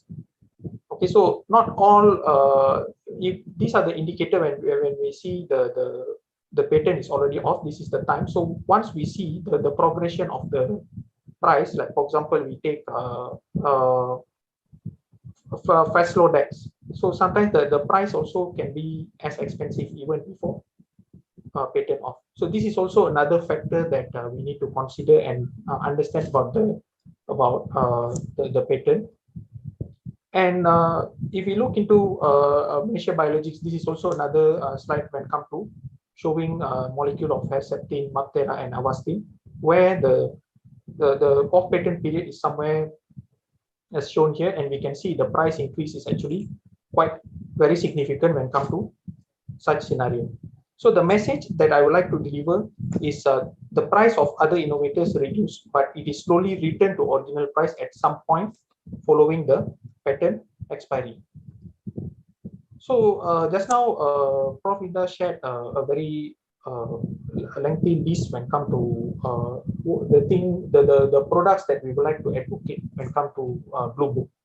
So from industry point of view, as mentioned in my questions that for our discussion today, so these are some of the drugs that we can try to work in detail in order to get the generic version, in order to encounter the cost issue mainly, olaparib, pembrolizumab, and panitumumab. So from our point of view, from manufacturer and distributor, what are the things that we would like to go for? It is mainly towards number one, of course, cost in terms of affordability, because as we know, a kind of calculation, we need a kind of feedback from healthcare system and the relevant parties, so that they can give us a kind of idea in terms of affordability, in terms of the how much cycles has been the patient need, those type of information, so that we can work backward from the cost to see whether it is feasible when come to our sourcing and of the product. So as I mentioned here, we need more feedback in terms of budget availability and what are the expected treatment costs by healthcare personnel. So if this can be just an estimation, so that a kind of understanding on our side also will be better. And the estimated number of patients, because when we talk about anti-cancer generally, from my understanding, what I can see is between one patient and another patient, they will have differences when come to the effective drug. Each of them means the treatment is usually, most of the time, is individualized. So in that case, it will be very much helpful if we are talking about, if we have any idea about estimated number of patients, and in addition to that, about patient journey. So what will be the treatment cost? How will be the progress in terms of the recovery from the illnesses? So to further my talk, to address the last question when come to challenges. So this is what actually we see when come to from industry point of view. Number one, patent status. So if patented, it's very difficult. I mean, in terms of for us to proceed with the sourcing of the product. And secondly, there is maybe some of us might come across this. which we call it a term of data exclusivity. So this data exclusivity usually will last for 5 to 7 years, where this data exclusivity usually NPRA will receive an instruction from the registered innovator where we can't access to their data for a comparison of documents when come to our submission. So this is also another limitation which we face. And thirdly, a difficulty or inability to procure the registered product for B study. As we all know, because we need the innovator product when it comes to generic, where in order for submission of documents and everything, BE study, bioequivalence study is something that we need to show that our formulation of generic is actually equivalent with the innovator. So sometimes that we will face a kind of difficulty when it comes to obtaining the product from innovator. And now, number 4 will be more towards inadequate information of the usage of product among patients. So this sometimes this type of information we don't have much access on that, so that we can work more on the choice of drug and type of cancer respectively. And finally, of course, when come to price factor in terms of affordability. So these are all this our suggestion when come to overcome the challenges as I've mentioned, the patent status. So this will be, of course, to liaise with the legal advisor on the patent status and regular exchange of opinion between NGOs like TAC with distributor and importer. So this is something that we can do as a team. And about data exclusivity is to check and verify the status with NPRA for the involved molecule. This is something that can be done as a cumulative effort from the industry and TAC as well. And thirdly, difficulty or inability to procure registered product for bioequivalence study. This I sincerely request a support from clinicians. Sometimes if we face any difficulty when it comes to obtaining the innovator product sample, we hope we can get support from your side in order to guide us to get such a sample.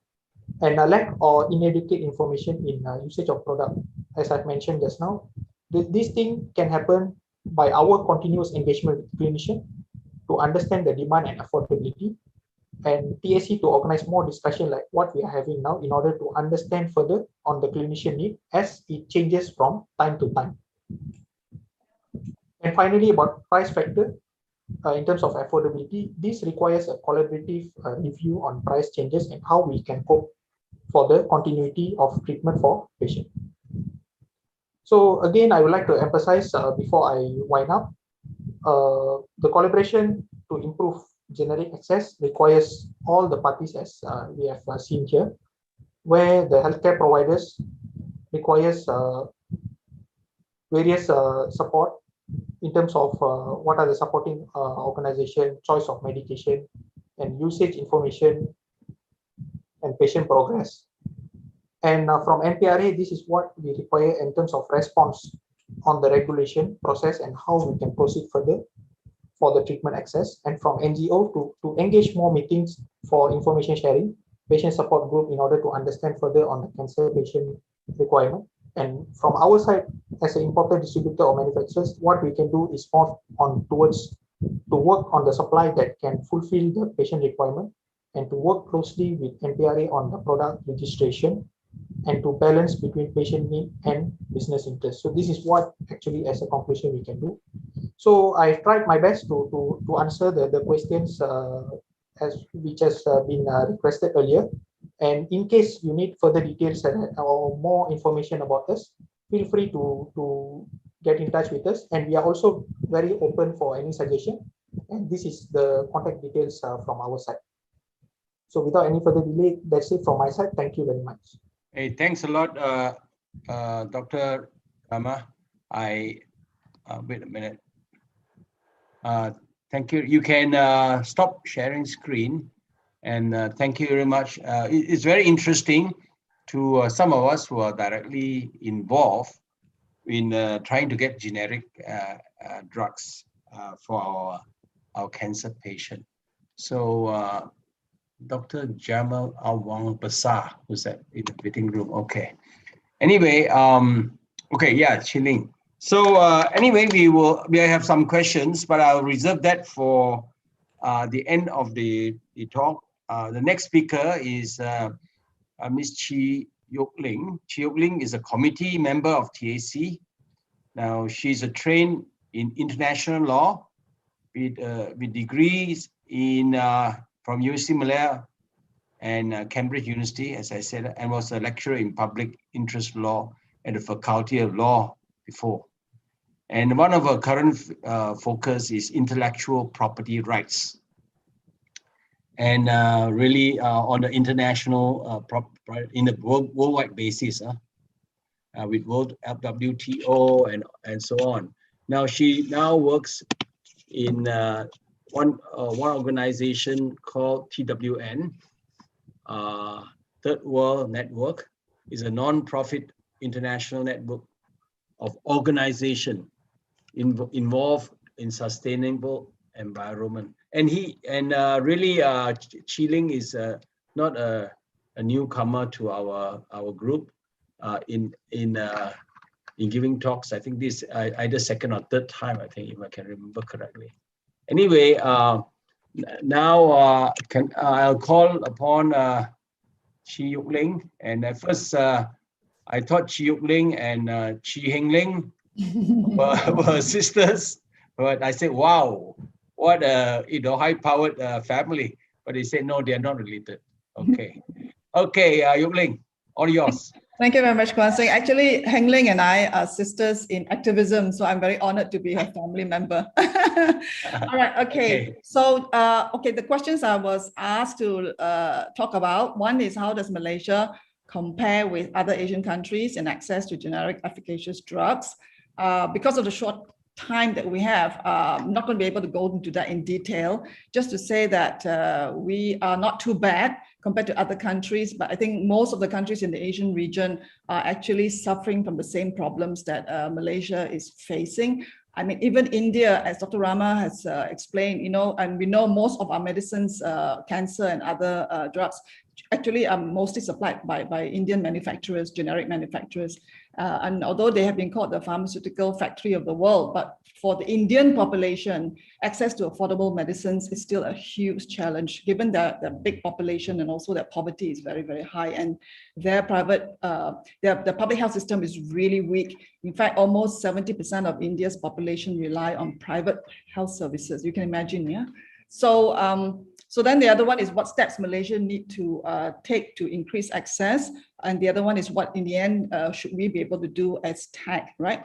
So just very quickly, this is something that I thought was interesting in terms of common cancers across our region in the Asia Pacific. So you look at Malaysia, incidence, this is 2018 data for both sexes. So the highest incidence was breast cancer, followed by colorectal, and then the third highest is lung cancer. Then in terms of mortality, again, both sexes not differentiated. The deaths from cancer in Malaysia is kind of the other way around, right? Lung cancer is the highest, colorectal is the second, and breast cancer is the third. A lot of this has to do, I think, with the much more active campaign to raise awareness of breast cancer, to do early detection, even though as both Prof. Aisha and Dr. Adlina have pointed out, we're still not good enough.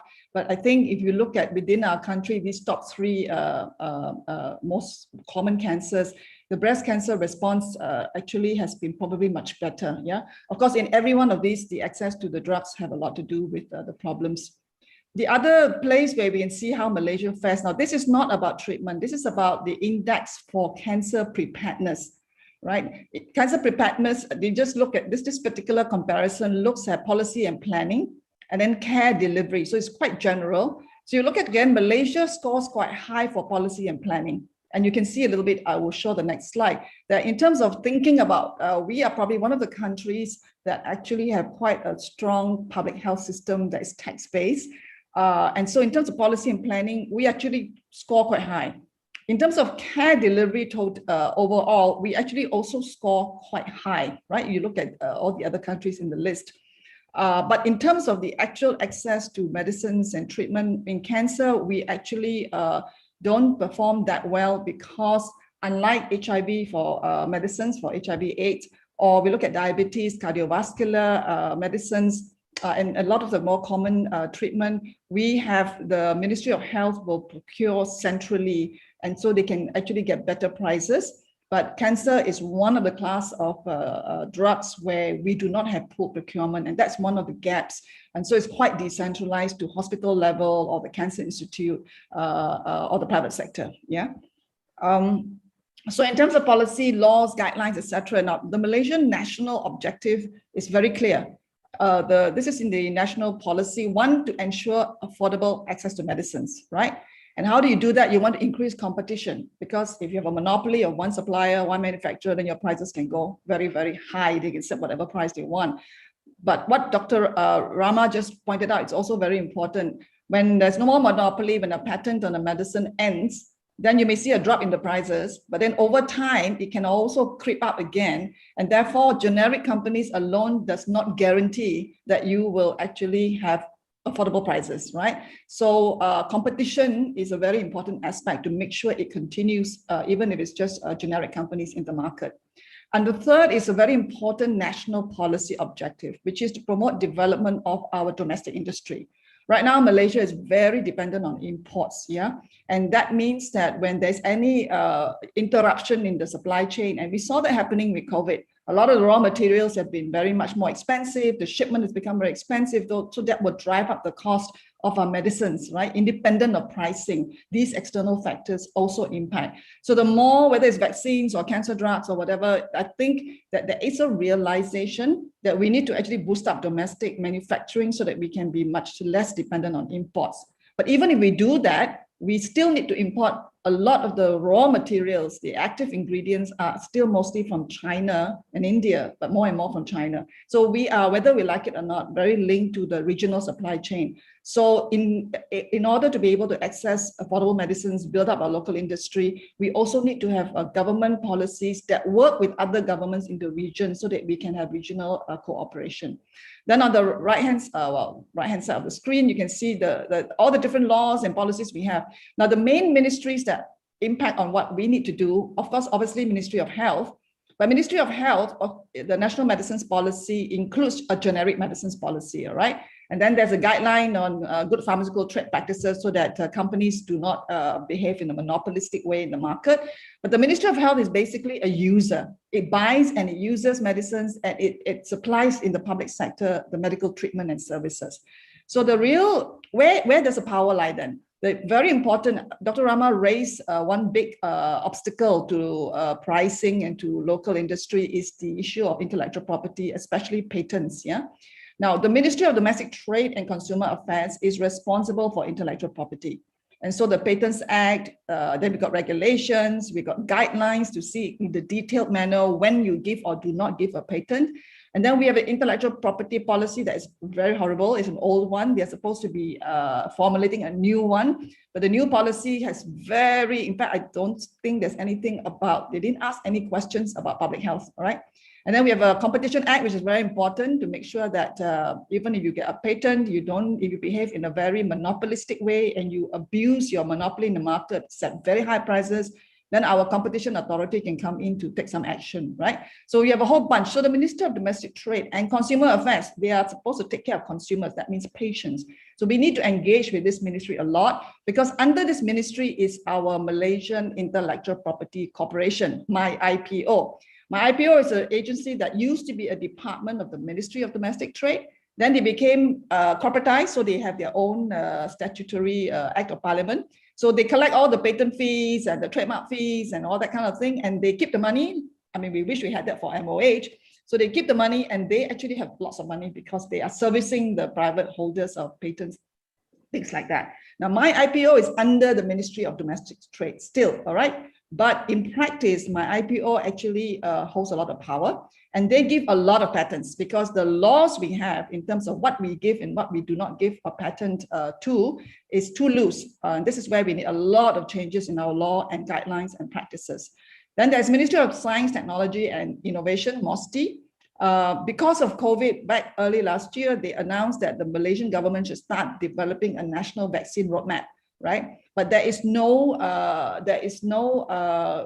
policy in terms of, let's say, oncology drugs, right? Non-communicable diseases. I think this is something maybe we can think of pushing, because the cost in the budget of health, the cost of the drugs, and therefore we can't treat, is a very major issue. So why can't we have a national oncology, kind of roadmap as well? And it's something to think about. And this could be a ministry that we can bring in as an airline. And of course, Ministry of Finance, because in the end, when it comes to money, that's where the power is.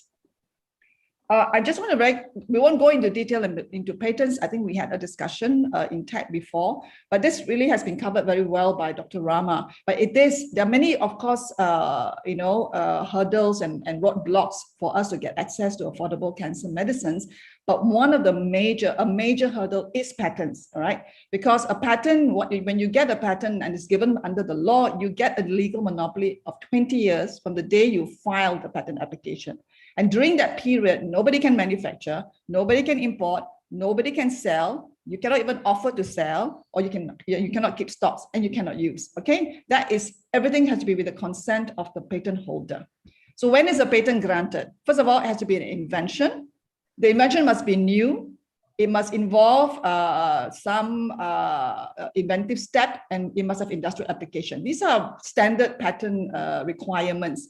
However, what is new, what is inventive, it's up to your national law. So the more our law is very lax, right? If little changes, we say, oh, that's new, or that's inventive, and we give another 20-year patent, then we actually lock up, the market for the patent holder or the originator company, and we do not allow our generics to enter the market, right? So that's why we have to be very clear in our laws, bringing in the pharmacology people, the people who formulate in the industry, who work with drugs, so they can tell you, hey, any one of us can make this, right? It's not a genius idea. So why you give a 20-year patent? So this is something that has a lot of work to be done to actually look at our law and make it tighter. Now, what is patented in the medicine? The first thing you try to patent is you find a new molecule or a new compound, all right? You get a 20-year patent, so you get monopoly for 20 years. But if your law allows it, you can also include different formulation, different forms, dosage, 20 milligram, 40 milligram, 100 milligram, you get a new patent, okay? Or crystal forms, salts. I mean, some of you who may be in the business of pharmaceuticals will know that these are lots of things that are very ordinary, okay? Nothing that's so special that you want to give a 20-year monopoly to reward it as something so new. So when we talk about innovative drugs, sometimes there may be changes to make it better, but it doesn't mean it is so innovative that we give a 20-year patent, all right? Even combinations, you can have two different drugs that are no longer patented, but you put the two into one tablet, and in our law, we allow that combination of 2 in 1 to have another 20 years of a new patent. So this is all very, very problematic. So that means and also we give, very controversial, in Malaysia, we give patents for new use of an existing medicine, all right? Something that was been used for disease A, and then we find it can be used for cancer. Of course, there may be some changes you need to make, you need to do clinical trial, but it's a new use of an existing medicine. The compound or the molecule is an old one. But that, if your law allows it, you get another 20 years, okay? And then even methods of treatment, which in the international law and intellectual property, you don't need to give patents for methods of treatment, but we in practice in Malaysia give it a lot from my IPO office. So what is the result of all this is that we have many overlapping patents for one medicine. It's not one medicine, one patent, okay? One medicine can have many, many patents. And the more you overlap and apply, a few years later, you apply for another one, you make a little change, you apply for another one. So we call these evergreening patents. And the result is a total of more than 20 years of monopoly with no generic competition, okay? Now, of course, there are other solutions. You can also issue things like compulsory license and all that. We won't go into it today. But the minute you lock all these things up, you make it very difficult for the local industry. You make it very difficult to import generics, and the government itself and the patients are left with very high prices.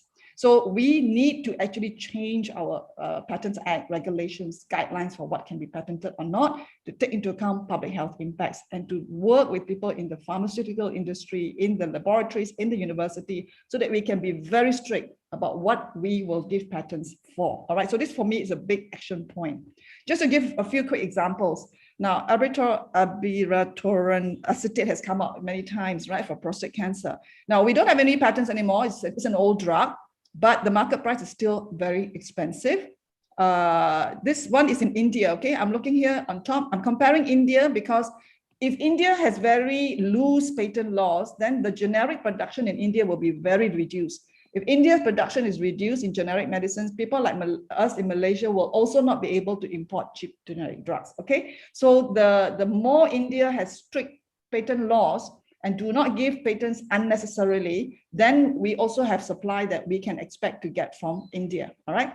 So in India, there's no patent, but even in India, the prices are quite high, all right? For India. So you find that here is some comparison we got from our colleagues in our India office. So you can see for 30 tablets, 250 milligrams, the price can range. Now look at the price range. It can be from 567 to 1,700. It is really wide ranging, okay? Maybe in the private hospitals, they charge more or something. The originator was 8,395 for 30. So you can see that there has been an 80% drop with generic. And these are the main companies in India which are in the generic manufacturing, okay? So, but even then for India, it is still quite expensive. Now in Malaysia, no patent. Our generics are 3,000 to 4,000 for 30 tablets. But if we compare it to the India price, actually the India price is far cheaper, which is why it is very normal for many of us to go to India, buy the generic for personal use and bring it home, right? Because you look at the price in Malaysia is actually quite high. Now, we have 3 companies that registered this product. We understand that 2 of them are bringing it in, but the prices are still high. So again, just because we have 3 generic products registered, it doesn't mean automatically there will be a drop in price, okay? Or maybe the pricing is because they think Malaysians can afford more, therefore we can charge more. So each country will have different, so companies charge according to different factors. As Dr. Rama says, if you are a company that says, of course, I'm a business, I need to also have my business to be successful. But if I also balance against patients' needs and affordability, then I will price my medicine lower than another company that wants to have a higher profit margin, okay? So this is why it's important for us to engage with the industry, but also for the government to think about. I know industry, including our generic industries, do not like price control or price regulation, but we need to find a way that we can have a fair way of making sure that we don't have excessive profiting, all right? And that's something to think about. Then we have also prostate cancer. This is Xitandi. So it is not patented in India at the moment, but there is an application pending, okay? So the company, the patent holder is University of California, Los Angeles. They have licensed their patent to Astellas Pharma, so to be developed into the drug. So that's the originator company. There are patent applications in India, but the Indian law, which we don't have in Malaysia, allows what we call pre-grant opposition. So when a company has filed a patent application, patient group, a generic company, or anybody with a public interest can file a pre-grant opposition. So you can oppose that application before the government gives a patent. So the pre-grant opposition was accepted and the application from the company was rejected. All right. So the Delhi High Court has now sent this application back to the patent office. So because of the objection, it has delayed the patenting of this drug. Then the prices, you can see that it's very expensive. So while they don't have patents, the generic companies are free to manufacture and to sell. So Xitandi, which is the originator brand name, is selling at 18,900 ringgit for one box of 28 capsules. The generic is between 340 to 1,135 for also 12 capsules in a box. You see the price difference, okay, between generic and originator. And then these are some of the companies in the generic sector. So that's the India situation. In Malaysia, the the originator company has filed a patent, and they have actually, it's being examined. My IPO hasn't given it yet. As in our research, my colleague Karina has been doing this research. There are 2 or 3 patent applications. You see, one is for methods of treating using an approved drug. So drug product already exists, but this is a method of treating. And then there's another one, which is for drug product that contains the active ingredient. Now, if my IPO gives this patent to the applicant, this patent will expire only in 2038. That means until 2038, there will be a monopoly over the generic version of Xitandi. This is very, very serious. Okay, so this is something that we may also want to look. We are going to try and get more information from our India colleagues. What are the grounds or reasons that they use to oppose the patent application in India? Maybe we can use that also to send in, although our law doesn't allow opposition, nothing to stop us from sending in a technical legal analysis to say why the patent application in Malaysia should be rejected by our patent office. All right.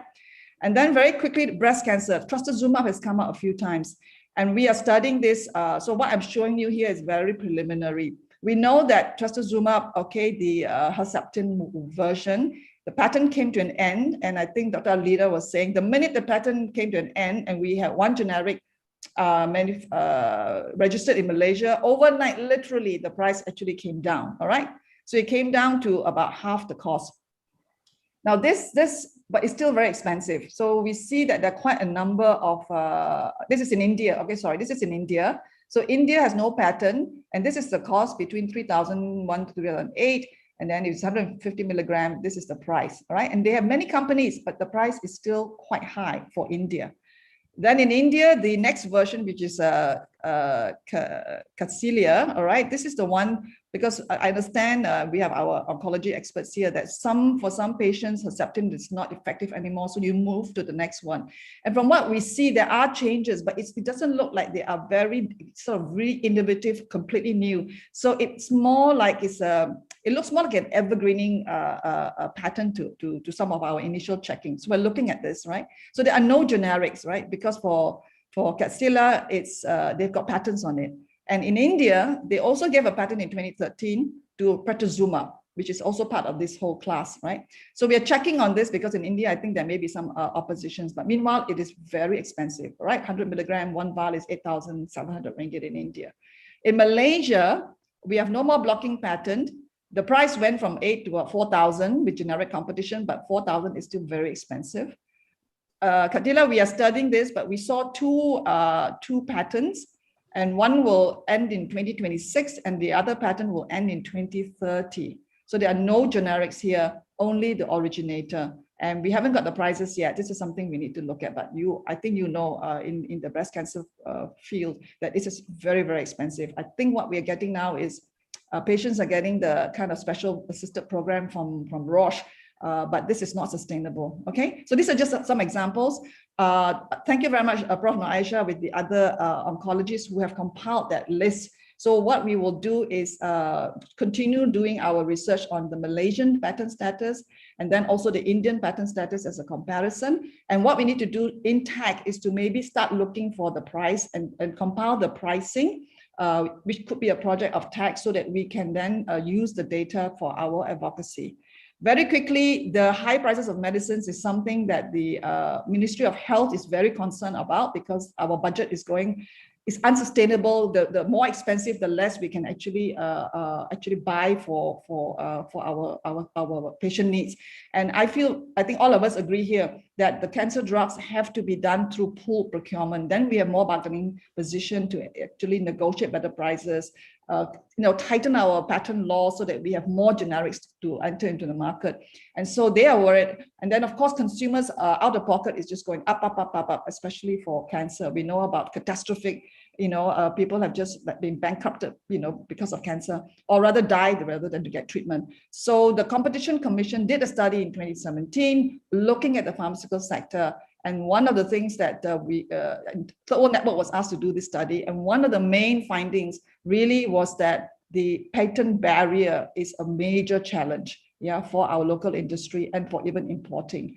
And that we also found out it is our domestic industry that is investing more than the multinational companies in this sector.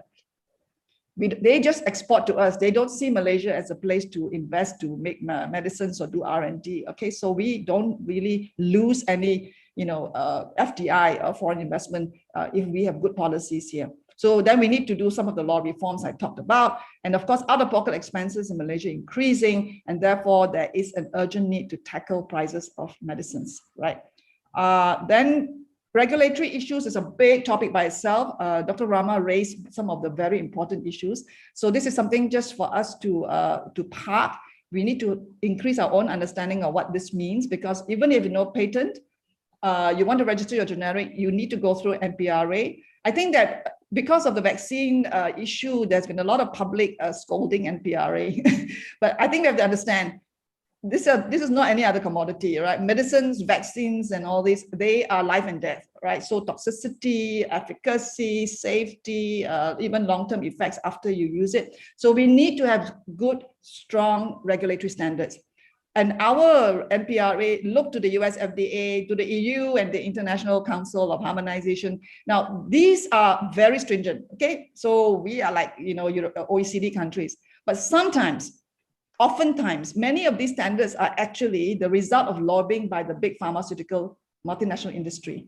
So there are some of these requirements that actually do not add to safety and quality and efficacy, but they actually are there to become barriers for generic competition. Right? So this is a big debate in the world of regulatory standards. So just because it's US FDA or European EMA doesn't mean it's the best, right? Because sometimes they are very unnecessarily stringent. And one of the areas of concern is in biosimilars, okay? So this I will leave alone because in the end, this is an area we need to understand. But I don't think we want to have NPRA be any less strict, but we want them to be able to have standards that don't become a regulatory barrier for affordability. Okay, so this is something to engage. Last slide, TAC in action. I think if we want to make sure we have access to affordable treatment, we need preparation. What we're doing today, for example, information, knowledge, get our research, get evidence-based, write it up.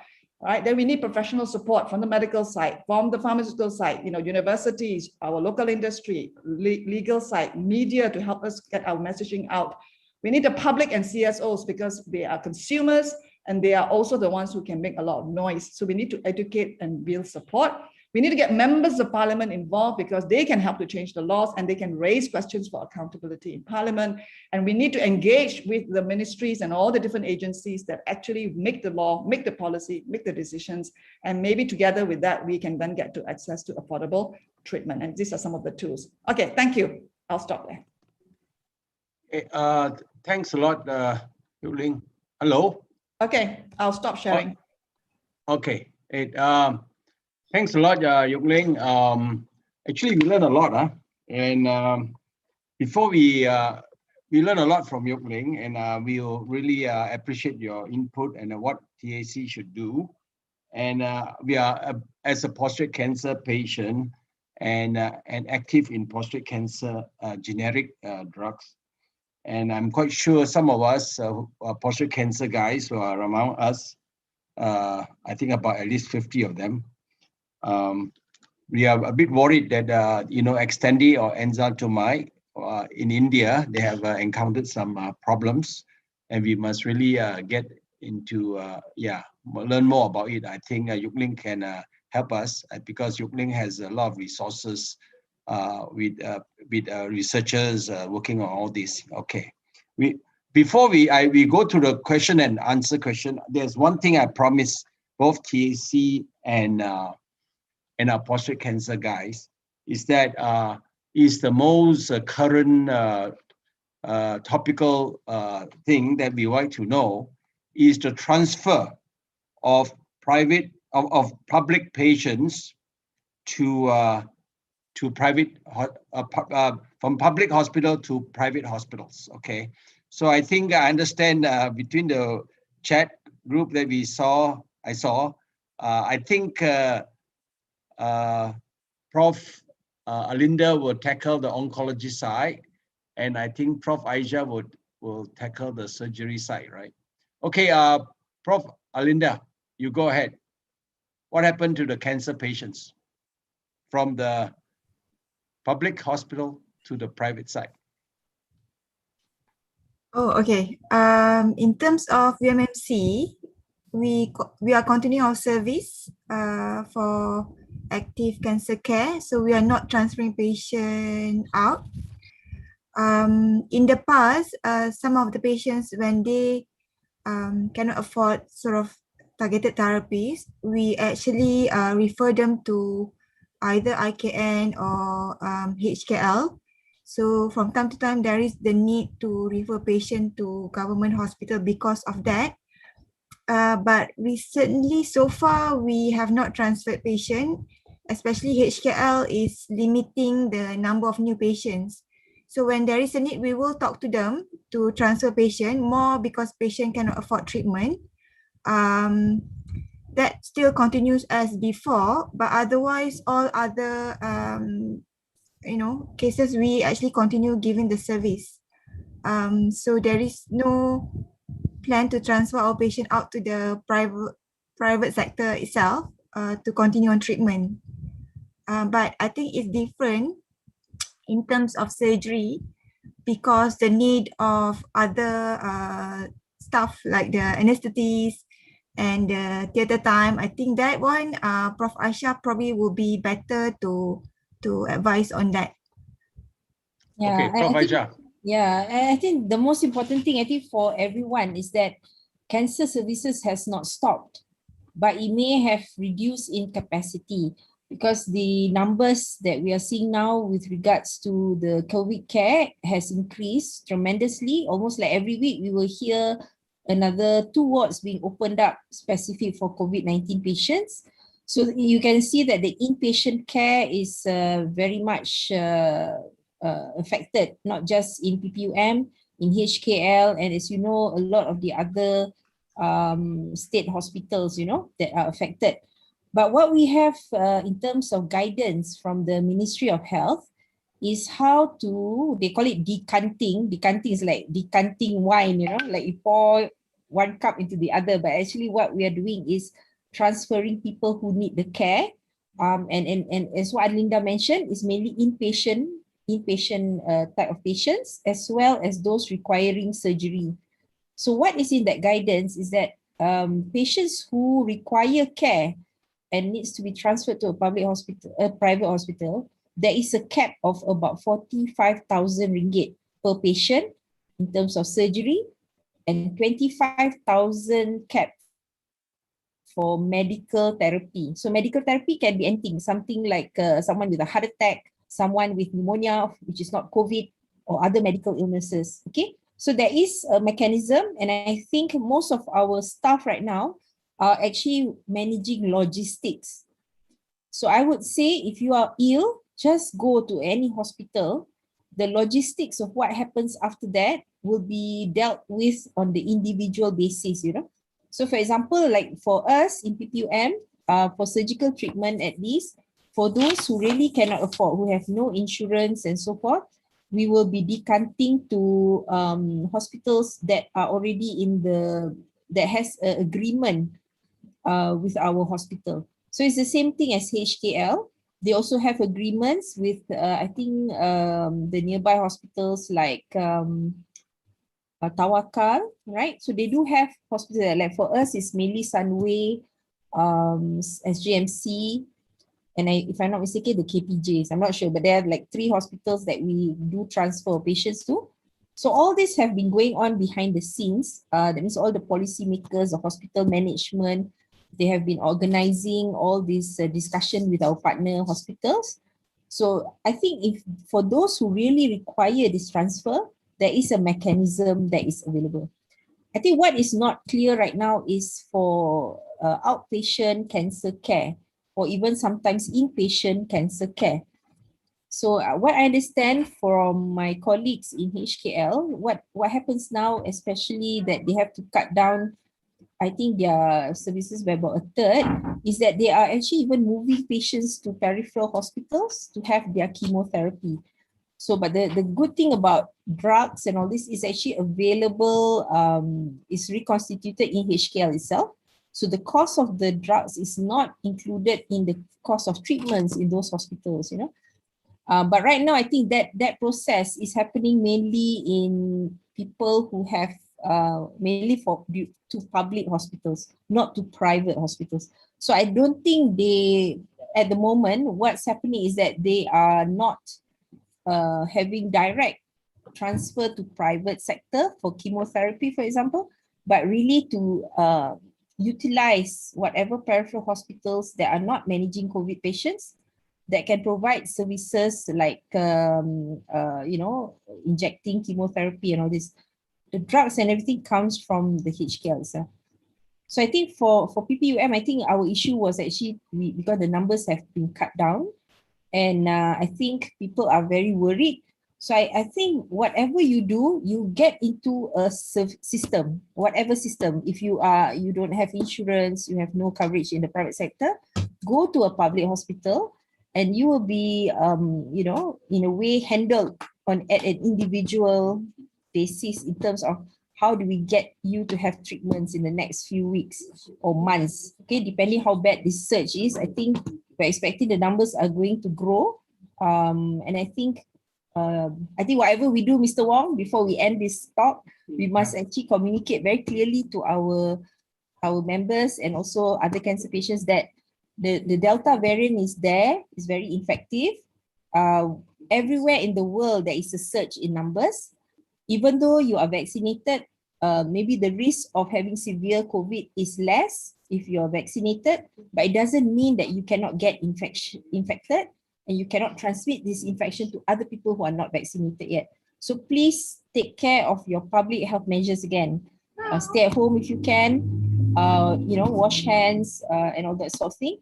So I think, yeah, so that was the main thing. But in terms of the transfer, we have to be confident that even though we have some limitations in terms of healthcare, but we have a strong network of doctors, you know. So I think this is why I think, Adila, you will agree with me. Whatever said and done, if you are in touch with a hospital, that hospital will have your interest at heart to try and get you somewhere, you know, to get your treatments. But if you are capable and you have the resources, that means you have insurance, you're able to, you know, you have the resources, please go to sectors where you can get treatments. You know, because right now I think people, hospitals like PPUM, HKL, we are trying to cater to the very most poor and the people who are really affected, I think, financially during this pandemic. Yeah. Okay. Okay. I hope it's a little bit. Yeah. Yeah. Okay. I tell you what, to save time, you still have question on this, please type it in the chat box, and then we'll raise it up. Okay.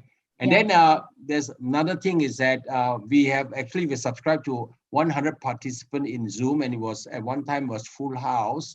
And can Hamisia tell us, can you just tell us how much in the peak time in the YouTube that we have? Is it touching about 50? Normally that's what we get. But anyway, okay. These are the two things. You type up and then we get the numbers. And then if you have still any more questions, just type on that one, and we try to finish it off very fast, because now we have gone 15 minutes over time already. Okay. Now the first question was, I think it was already answered already. One of us asked, what is a blue book? So that was quite basic. Maybe what's a blue book? Okay. That's a very quick answer. Yeah, very quick. Okay, go ahead. Anybody? Prof. Alinda or Prof. Aisha can. Go ahead. Yeah. So you want to answer, Alinda? Alinda, go ahead. You're muted. You're muted. Unmute first. You can go ahead, Prof. Aisha. Oh, okay. So the blue book is essentially a list of drugs that has been approved and will be financed by the government. That means it's subsidized drugs. It's a list of drugs that is subsidized to patients who actually attend public hospitals. It has nothing to do with the private sector. So it's mainly from the Ministry of Health, and it's for even the Ministry of Education hospitals follow this blue book list.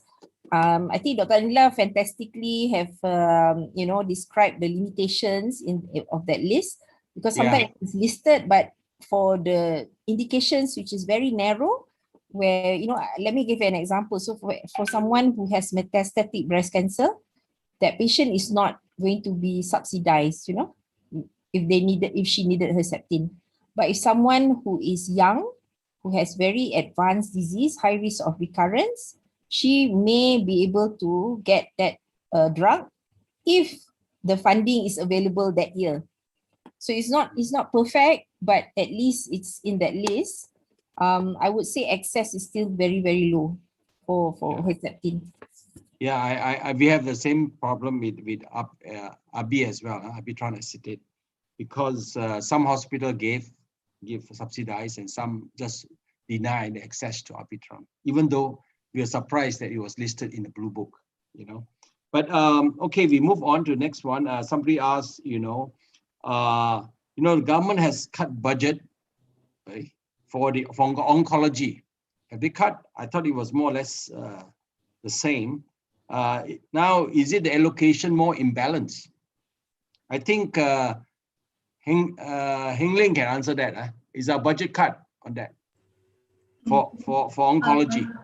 Yeah, actually, I do not know the health budget to that level of detail, but I do remember that a colleague, Dr. Lim Chi Han, had done some research on this, following on the most recent budget. And I think that he, if I remember correctly, he told me that it was a reorganization of the budget.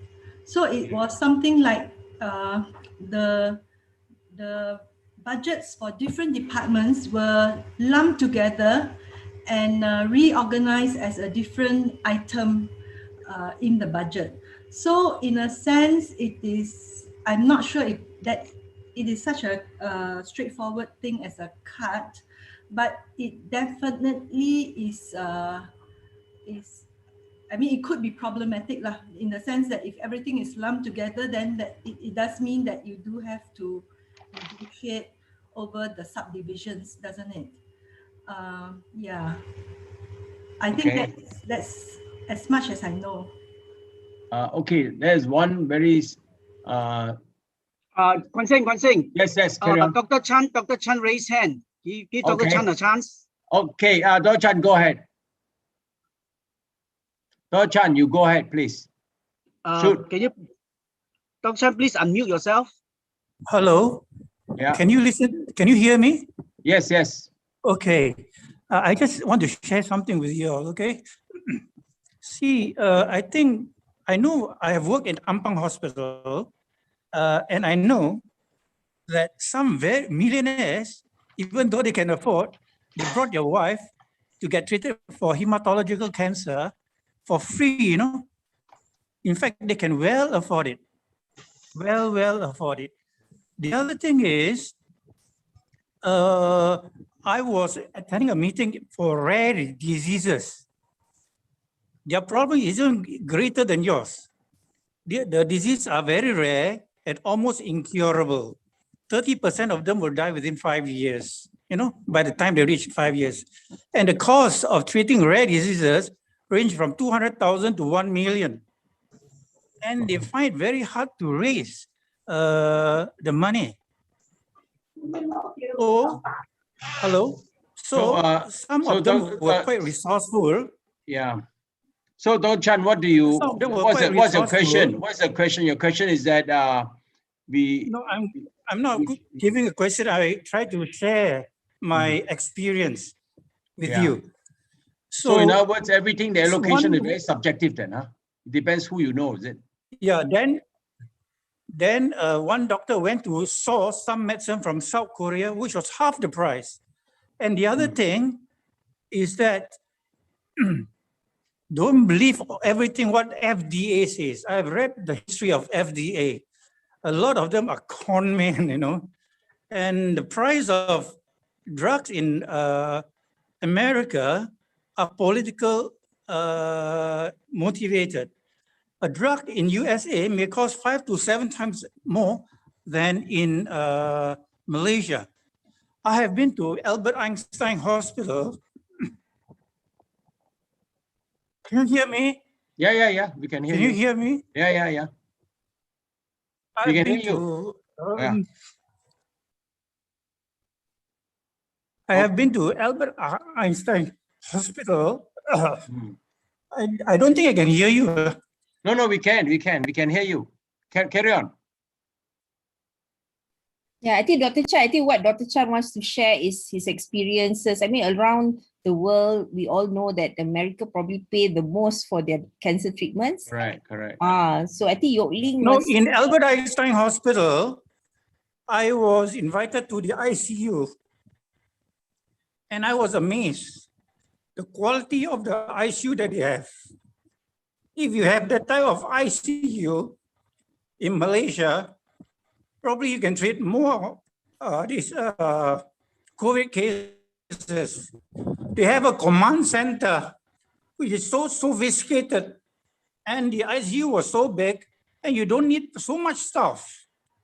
They use technology to monitor the patients in a very big ward and very few staff. And they know what is going on in the thing. If you can introduce this, it will be good. The other thing is the statistics of cancer in Malaysia is not definite. I've asked 10 or 20 oncologists, what is the incidence of this cancer and this cancer? They do not know. I've asked Dr. Tahir, Professor Tahir, one of my junior in University of Malaya, before 2016, the statistics in cancer is so different. You cannot institute a cancer policy if you don't have data and basic statistics. Thank you, Dr. Chan. I think that got was a lot to say, but I don't want to say. I think very important points. Very important points, Dr. Chan. I think point noted. Maybe we give some chances to the others to ask some questions. Yeah. But definitely what you mentioned about the data is fantastic. It's to the point. But we do have a cancer registry. It has very poor funding, poor investment in data collection and all that, which I think we can complain as much as we want, but if the resources are not given for that type of work, then it will never improve. But that is not in this discussion, I guess. So we should focus back on the cancer treatments. Yeah, because, I think I think it's on. true that US try to go plate a lot of things. I lived in US for 7 years, and I was treated recently in the MD Anderson Hospital as well. But anyway, we move on. I think that one, if you have the money, everything is possible. I would like to wrap up with our questions because it's not unfair to others to ask. One of them is from Florence, and he was saying that he has a rare cancer called MEN1 and MEN2. He was just wondering whether is there any attention or focus on this disease because she's suffering from that. Maybe that's a very difficult question to answer. Alinda, are you familiar with MEN1 and 2, a very rare form of cancer? And usually we treat the primary cancer itself, and then we need to monitor the other associated cancer in that patient. And sometimes there are genetic tests that we can do for the family, but I think the treatment itself is focused on which cancer in the MEN1 or 2 that the patient has. Usually it's not it's unlucky to have together. Normally it's either MEN1 or MEN2, and there are a few cancers that the patient can have. Either, usually it's one after another, not concurrently.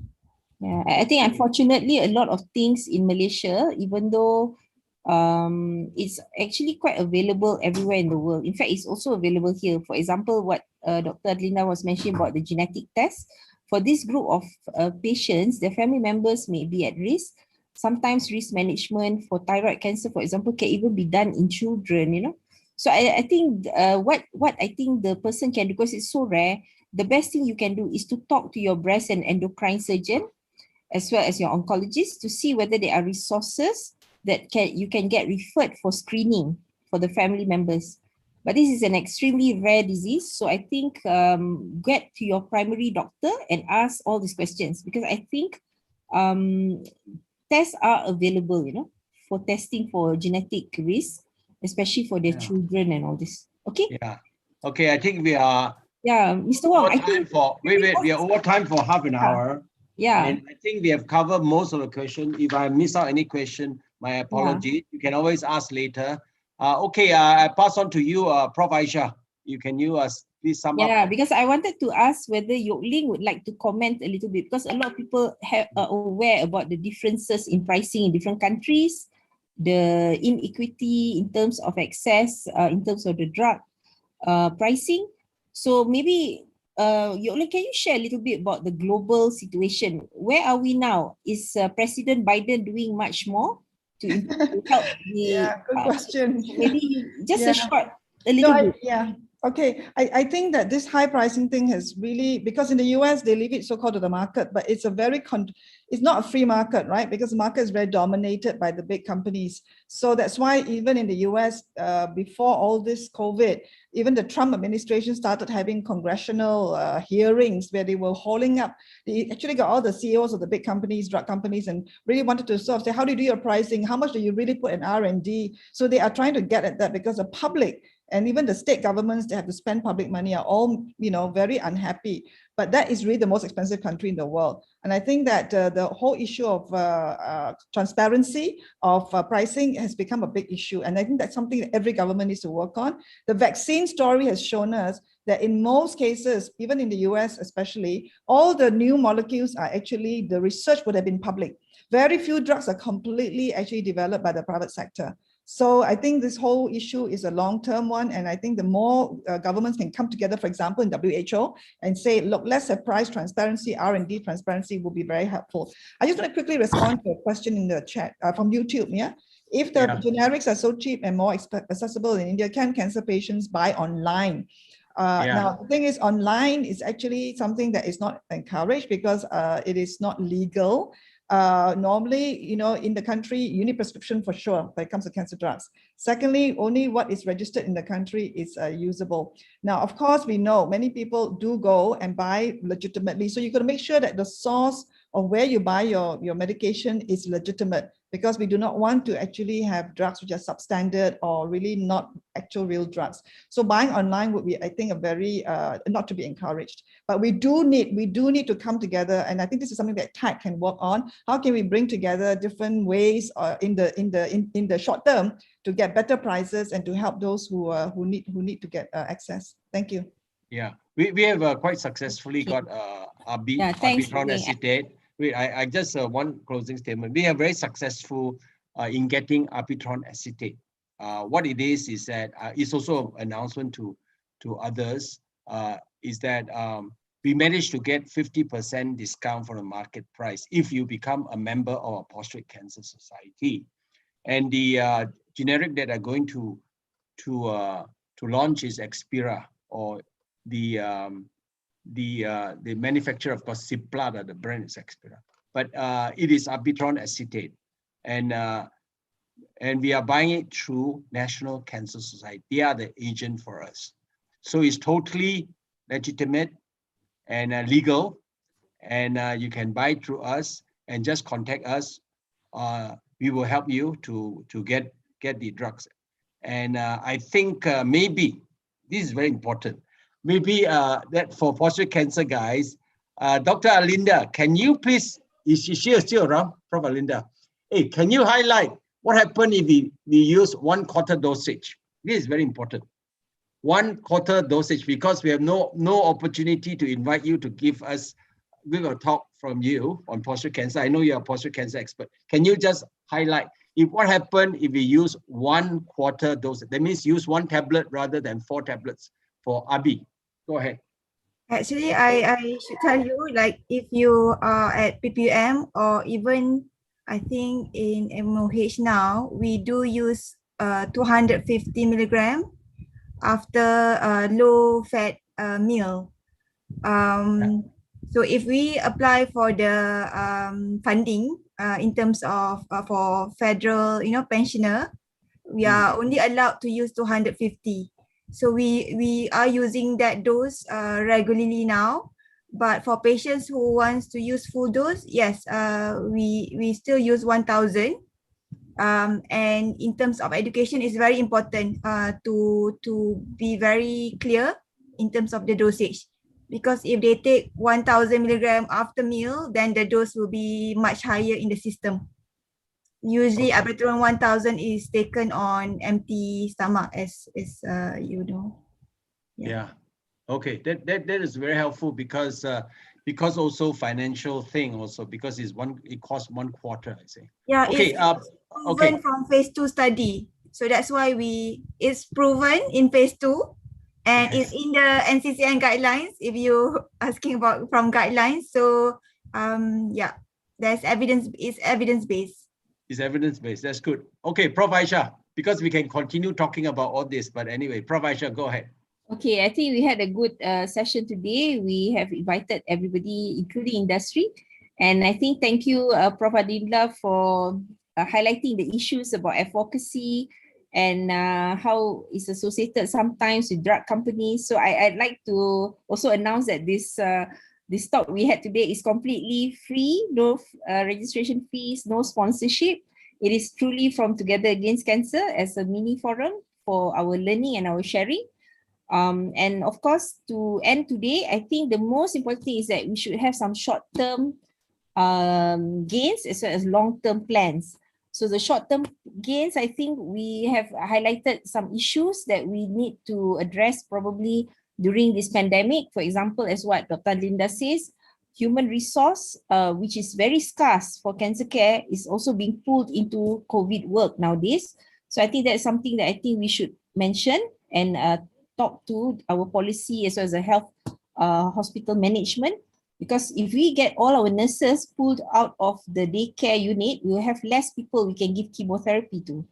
So these are the things I think short term that we need to inform. And I also have come to my attention that even people from HKL and PPM, a lot of patients are paying out of pocket. They need to pay for things like infusion bottles, infusion pumps and all this, which is not provided by the hospitals. So it's a lot of out-of-pocket expenses. So I think if there is some people out there who want to fundraise for hospitals like PPUM, HKL, in terms of helping the cancer patients get their treatments, please do.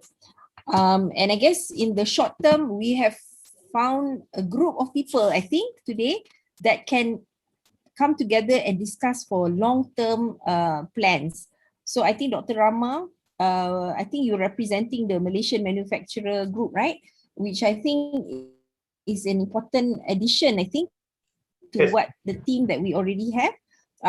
Mr. Wong, we actually have a financial, something like a team of people who included lawyers and all that in APC. And we can include Dr. Rama as a representative to understand further what are the processes that how we as advocacy groups can improve the communication in terms of highlighting which drugs are needed by the care currently and how we can work together to improve the care holistically. So I think with that, Mr. Wong, should we end the session? I think we should. Yes, we would like to thank all the Yes. panelists and of course thank Prof. Aisha and the panelists, of course, we named them, even though we don't have time. Prof. Alinda and Dr. Rama and Dr. Chi Heglang and Chi Heglang. And we really enjoy it. We learn a lot. And I think we follow up that I think we should include Dr. Rama into our generic group. And that one, we have a group of lawyers, of course, including Heglang as well. And if Heglang wants to join, that's fine. You grab her in as well. Okay. Yeah, I think it's important. All right. Yeah. All right. Hey, thanks a lot and have a good evening. And as what Prof. Aisha said, please take care of yourself. COVID-19 will go away. Don't worry. And be hopeful. And I know that because my son is a doctor in UK, at one time, you know, he's what you call operating theater were taken out over as ICU units. And we thought that, my gosh, you know, what are you going to do? And then just only 1 month or 2 months. And after that, you know, the numbers will fall. And hopefully we'll peak soon. And then the numbers fall and everything will be back to normal. Okay? So be careful and be hopeful. A photograph. Mr. Wong, a photograph. We forgot I've taken. Okay, but anyway, just the front page. can all these people, can you put your video on, and at least I can take some photograph with some faces, or else I just got names. Maybe there's a tall order then, huh? I think everybody is very keen to go off. Yeah. Never mind. Thank you very much. I've taken some Thank photographs. you. Yeah. Take While you're care. talking, I was taking photographs. And thank you very much. And I hope you guys enjoy yourself. Okay. All right. Thank you. Thank you. Thank you, Thank Mr. you. Wong. Thank you, Prof. Thank you. Bye. Thanks. Everybody, Today. have a good Sunday. Yeah, yeah. See you all. Thank you. Bye. Bye-bye. Yeah, yeah. Have a good day. Let me see. We forgot to thank Stephen and Hamisha, who are also managing it. Yeah, our back end people, very stressful. Very stressful, yeah. And thank you for all the speakers, because there's more stressful. Have to No. spend I a lot think of it was really time. okay. I think we can all send our PowerPoints. All the speakers can send. Yeah.